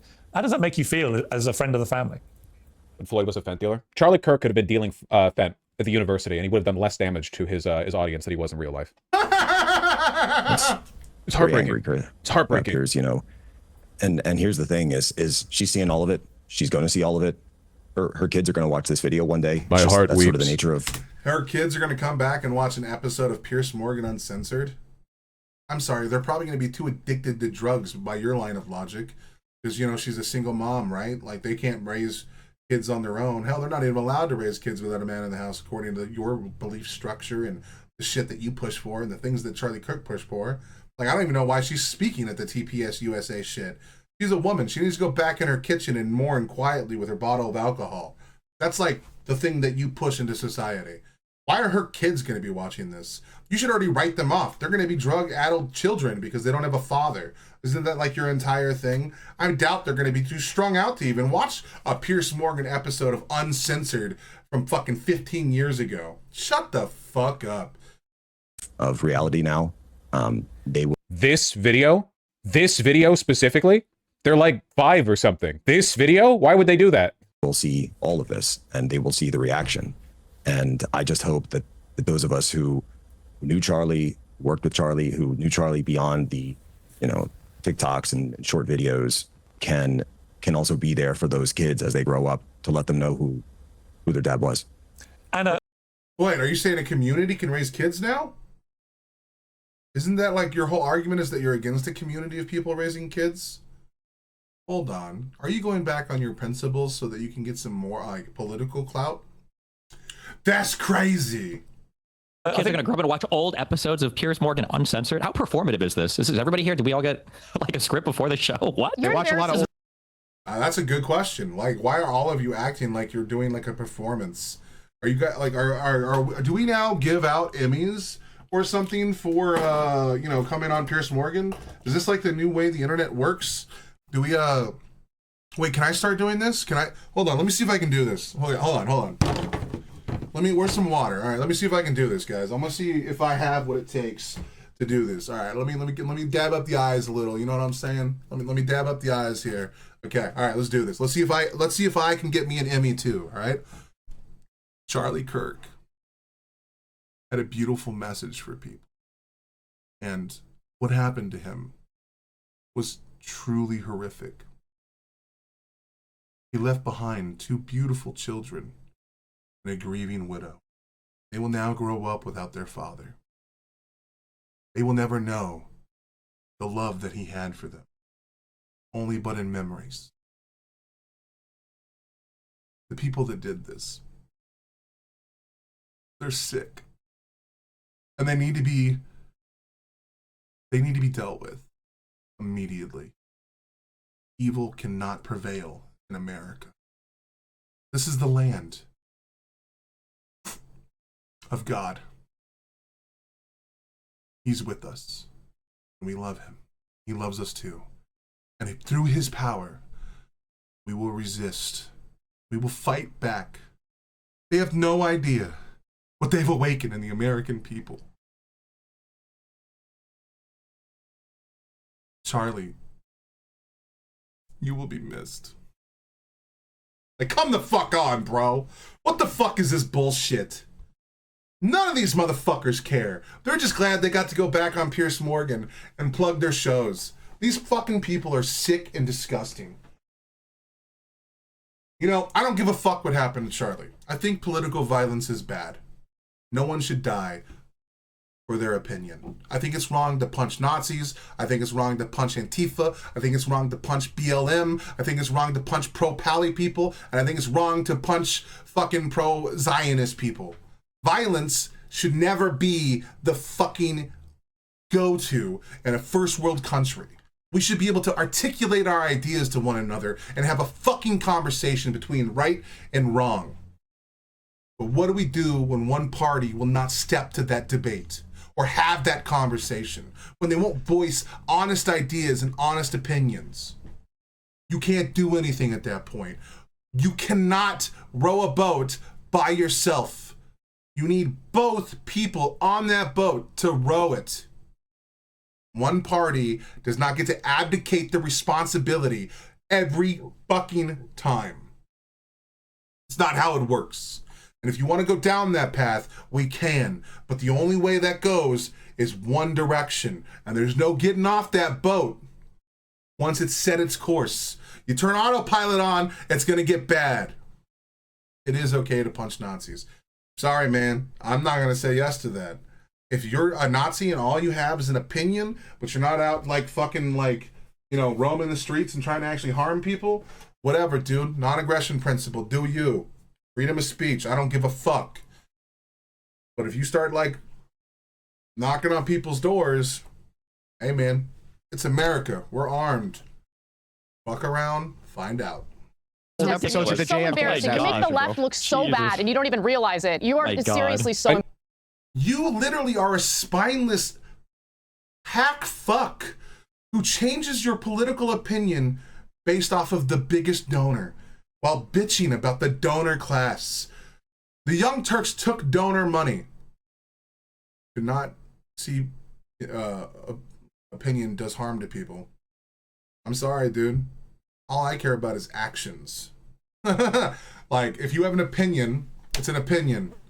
You know, I don't think you thinking that black people are inferior gives you the right to, like, be struck down by some holy spirit. Again, Daryl Davis managed to stop a lot of KKK members through kindness and conversation. If you raise an arm against them, you radicalize them. We saw this through cancel culture, by the way. Those that got canceled started a rallying cry, and people bought it hook, line, and sinker.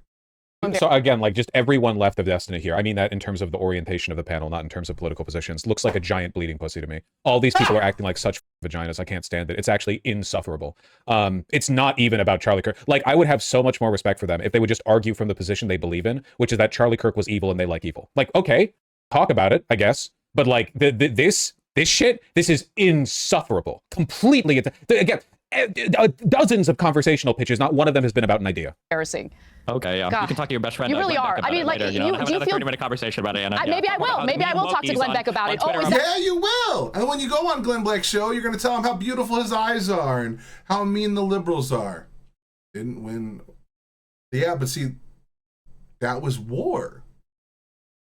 Opinions are not war, buddy. Come on, I love you, dude. Like, we didn't start killing the Nazis because of opinions. We killed them because they were killing people.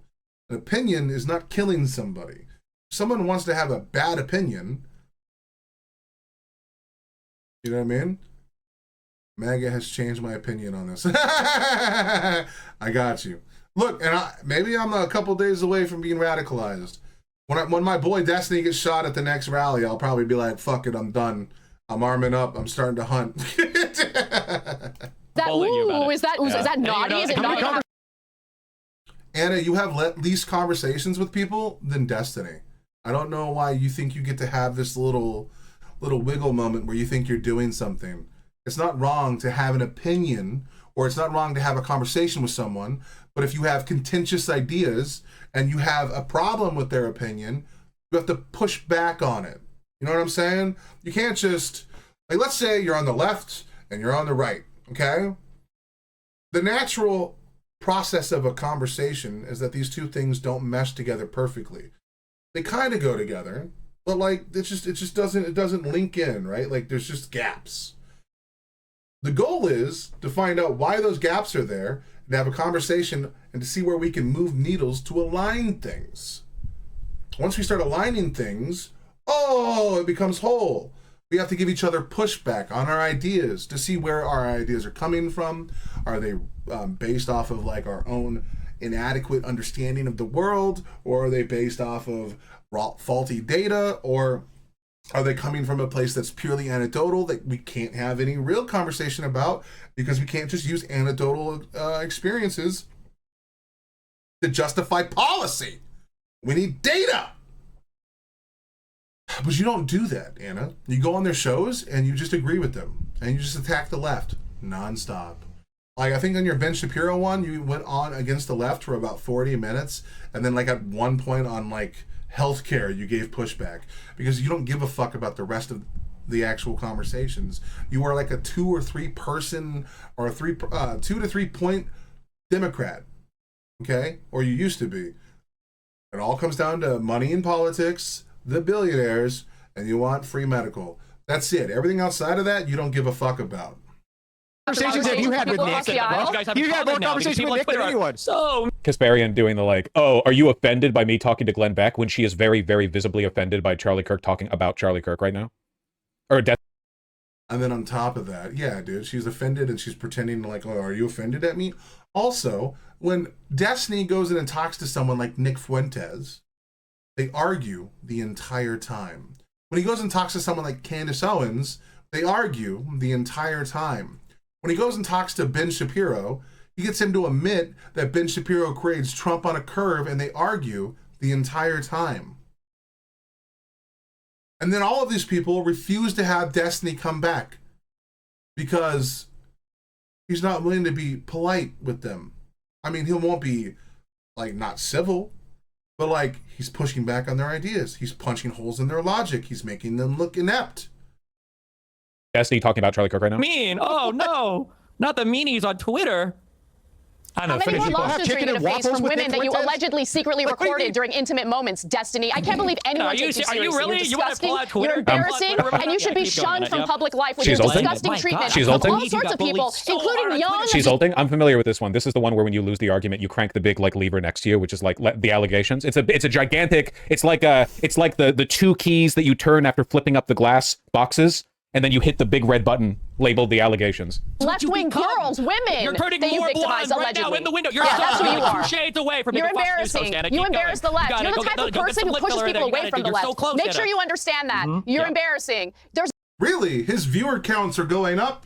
His subscribers are going up. People that have like recently moved away from Destiny because of his staunch stances in the past have been like resubscribing because of his war with the right. It's almost like you're lying. It's crazy. There's no morality with you. His viewership is higher? Like, come on, bro. There's no grounding values. There's no principles. All you want is a... Principles? He's the only one that hasn't changed his opinion based off of the needs of others. So, like, here's proof. Here's 100% proof, okay? So, like, right now, Destiny has very small amount of allies. And unfortunately, I'll never be one because I'm so small of a channel. He'll never call upon a guy like me to step into the arena and help him, okay? It's just not going to happen. I would love to do it.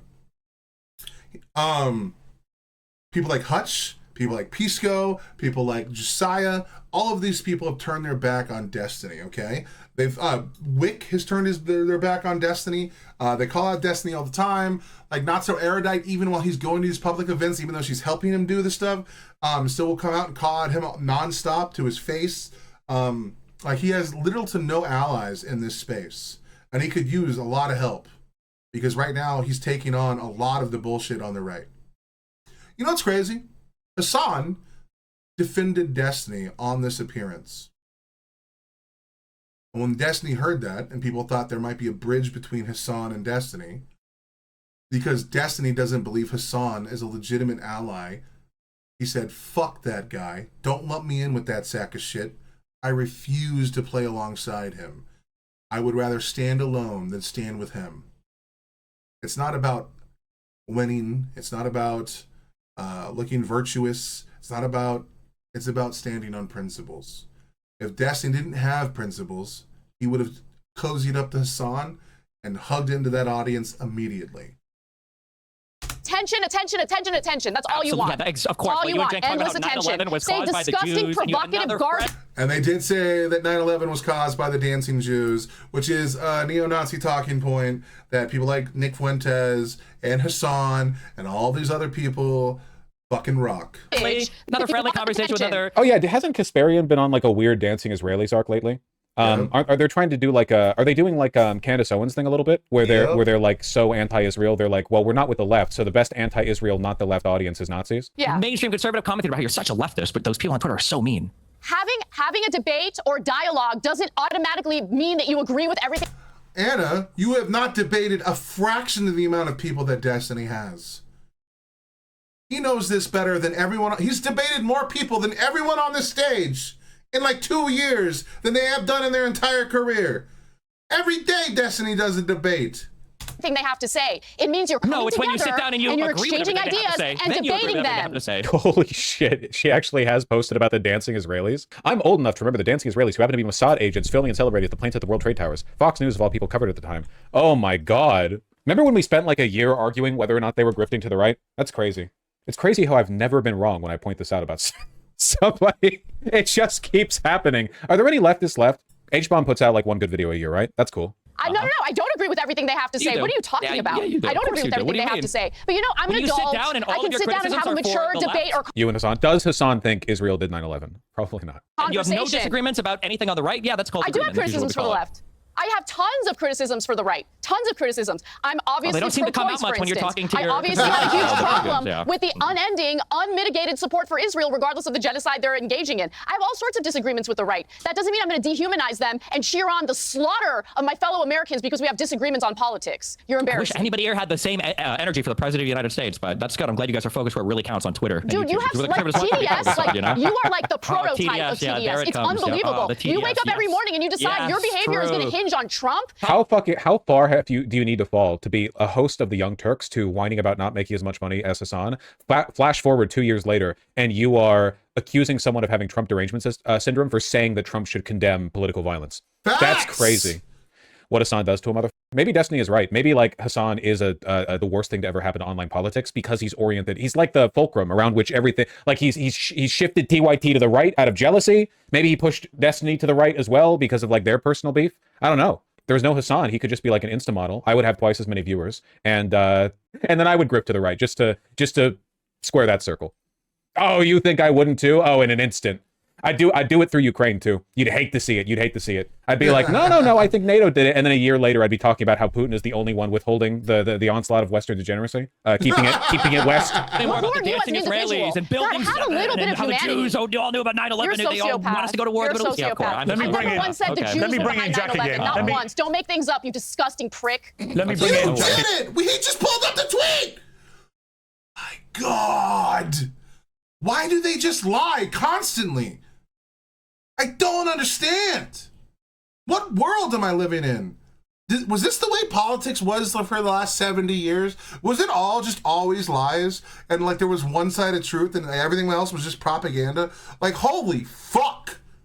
You know, when I grew up initially thinking that adults had their shit together, how wrong was I? Holy fuck. Again. Let me bring in Jack again. Jack, Peter Navarro earlier was talking about directly to Elon Musk about, in his view, the urgent need for Elon Musk to detoxify X, given that he owns the platform, and that he blamed X for a lot of the toxicity in public discourse. What do you think? Holy shit, an actual talking point that should be talked about? Holy fuck. We need less toxicity, and we need to remove the blue check financing system to de-Indianify it a little bit. 90% of the far right accounts are Indian. We need to fix this shit. Okay, you cannot make a living wage in America running a right-wing grift account. You can in India. We need to do something about this. Okay, we're getting demographically replaced. Our right-wing pundits are getting demographically replaced. Okay, and I, as a pro-white leftist, I'm the only one speaking out about this. About that. Well, you know, I think there's obviously a tension between, standing and wanting free dialogue and freedom of speech, but also maintaining a line beyond calling for violence and calling for direct violence or direct criminal activity. So you've been bitching for an hour about Destiny making fun of Kirk and Kirk's wife. Like, this is not about incitement to violence or death threats. This is about pro-pledging. So X in its original Twitter fashion, if you go all the way back to 2012, 2010, when it was really getting going, they used to pretty much the main things that were banned or would get taken down or get accounts banned were posting of direct addresses of people, so doxing, or posting direct threats to violence. And so I think there needs to be that line set. Also, people used to be banned for being neo-Nazis. It's crazy to think about, but like nowadays on Twitter, you can just post the N slur, K slur, whatever. People are just open neo-Nazis, and they're everywhere, and there's no pushback. It used to be people got banned for that, which is crazy to think about today. But yeah, that did used to happen. This is acceptable discourse. This is a back and forth, but the idea that a direct call for violence should be banned, I think that's something that I would support. Andrew, what do you feel about the social media? Yeah, that, by the way, even this would eliminate like 30% of the users of Twitter. Because like overwhelmingly, what you see from the left after Charlie Kirk is people being blasé about Charlie Kirk's death, Hitler dead, etc. Right? But look at the comment replies under any post by Ilhan Omar, okay? The right is psychotic. They're like feral animals. It's insane. It's like... Oh my God, dude, I'm loving his fucking, give it to me, daddy. Can I get that again, please? I want to enjoy this. Let me grab my dick while Andrew, what do you feel about the social media? Yeah, that, by the way, even this would eliminate like 30% of the users of Twitter. Because like overwhelmingly, what you see from the left after Charlie Kirk is people being blasé about Charlie Kirk's death. Hitler. Jimmy Kimmel's show back tomorrow. Is it really? Did the company cave and brought him back? Dead, etc. Right? But look at the comment replies under any post by Ilhan Omar, okay? The right is psychotic. They're like feral animals. It's insane. It's like any time the eye of like right-wing scrutiny gets drawn to a left-leaning figure or a woman or a queer person or whatever, or a trans person, holy fuck, dude. Every time I see a trans person just say anything, like all you see is dead names, fucking you're a man, you're this, like you're a disgusting freak with mental problems, like holy fuck, the level of unhinged shit you see is through the roof. Number of like death and rape threats they get and people DMing them racial slurs and shit and gore and everything, it is unbelievable, and it vastly exceeds anything the left does. It's because the right is bloodthirsty. You could never make the left as bloodthirsty as the right. The right, ideologically, from the ground up, is built on in-groups and out-groups and the justifications of violence from one to the other, you know? Facts! You know, I used to hear talking points like this, and I thought Vaush was insane. But after seeing it so much now over the past 10 years, and then like having actual conversations with people on the right, and like when you bring up stats or like evidence or studies, watching them just hit that cognitive dissonance and like their brain starts to melt in real time, like I swear to God, bro. The left is not. It's just not, fundamentally. A lot of people on the left, you know, they post about like eating landlords or whatever, but it's the most, if you think we should eat the landlords is an actual call to violence, your brain is completely cooked. If you think there's any actual, what are we talking about here? You seriously think there's some kind of insurgent movement of these like anxiety-ridden, SSRI-taking college leftists to go to their real estate manager's building in the city and do a shooting or whatever? This shit isn't happening. It's not real. It's fake. It's just performative internet bullshit. But the waves and waves of violence and targeting of minorities that you see on Twitter from the right are very real and seen in real life and reinforced in real life behavior. Checking my watch to see if the daily school shooting caused by a, you know, white boy neo-Nazi has taken place yet, or if we have to wait till like later in the day. Of all this, do you think that it is culpable to a degree in the surging toxicity of debate about these things? Look, social media is a tool. And what social media has done right now is it's allowed us to get a glimpse into leftist ideology, finally. Oh my God. My brains are about to start leaking out of the side of my head. And we get to see the insane madness that was always there. And the fact of the matter is that, you know, here on the panel right this second, you have a guy who celebrated a multitude of these types of things, including telling his co-host that basically Trump, the worst place that the assassin could have put the bullet was anywhere other than Trump. I mean, I got the clip of him doing it. And so the thing is like what we've noted now, these people are glad. They're glad. They're happy. They love it. I go on TikTok all the time and I debate with these people. It's very clear that leftists are glad that this happened. I think the right pundits are as well, because these people believe in nothing, and to them it's all a grift, and this is just another thing for them to get high view counts over. Hell yeah, I think that like to a lot of these right-wing pundits, these ghouls, like some of them are maybe worried about their own safety, but I think overwhelmingly they're like, nothing really ever happens. I'm just here to make my money, dog. Let's go. Let's get like, we're gonna get like 21 million plus view videos out of this or something. And to them it's just like, oh yeah, like TPUSA and Charlie Kirk's wife, like the nanosecond Charlie dies. TPUSA's money guy goes up to her and is like, yeah, we can like go in the opposite direction. Case in point. Yeah, not comparable to what we see today. I'm sorry. This isn't about cynicism. We're like the degree to which nobody believes in anything has been ramping up massively over the past couple of decades. Lord of the Nerds says Destiny doesn't realize he's invited here as the representative of the lunatic fringe. Interesting. Destiny is clearly demonically possessed. One side celebrates the murder of the other side, and it doesn't go in the opposite direction. Case in point. Yeah, sure. Stephen Bonnell, who had this to say after the assassination of Charlie Kirk. Out the crime statistics? Not exactly like. You need conservatives to be afraid of getting killed when they go to events so that they look to their leadership to turn down the temperature. The issue is right now, they don't feel like there's any fear. Like, I don't know. It's like memes. It's just memes to everybody, I guess. I don't know, bro. I don't know. I don't care. I'm playing video games. Okay, I'm done today. I don't give a God, it's gonna be so gay if I get killed in the next 2 months of what I'm doing. Well, the out here, please don't anybody make any actual the most weak bullshit speeches on my side. God, if it happens, holy shit, I'm gonna make a death note before I go out to go live and not. God, it's so optics. Hard to make sense of what he's saying. Because you censored it, you absolute fucking troglodyte. Essentially, what Destiny said there was that because he actually goes to these debates, he goes on campuses, he has these conversations in places where he doesn't have security. His life is literally on the line. He says that if he dies, please, no liberals come out and do the like disparaging bullshit.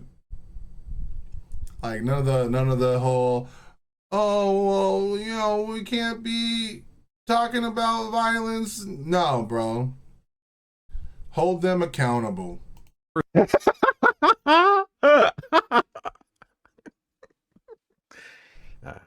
Of course, I completely disavow everything Destiny said there. I think only the right should be able to frivolously and with no consequences or pushback call for violence and destabilize society. I think that it's because like I mean, it's bad enough with them doing it relentlessly. So why add to it, right? Yeah. Anyway, he's getting. I think that like a clip of Destiny was recently brought up in today's Kash Patel Senate hearing as part of like a conversation about political violence. I'm not entirely sure how far that's gone. So I don't know. It's a big talking point right now. Elon was posting about it. It's really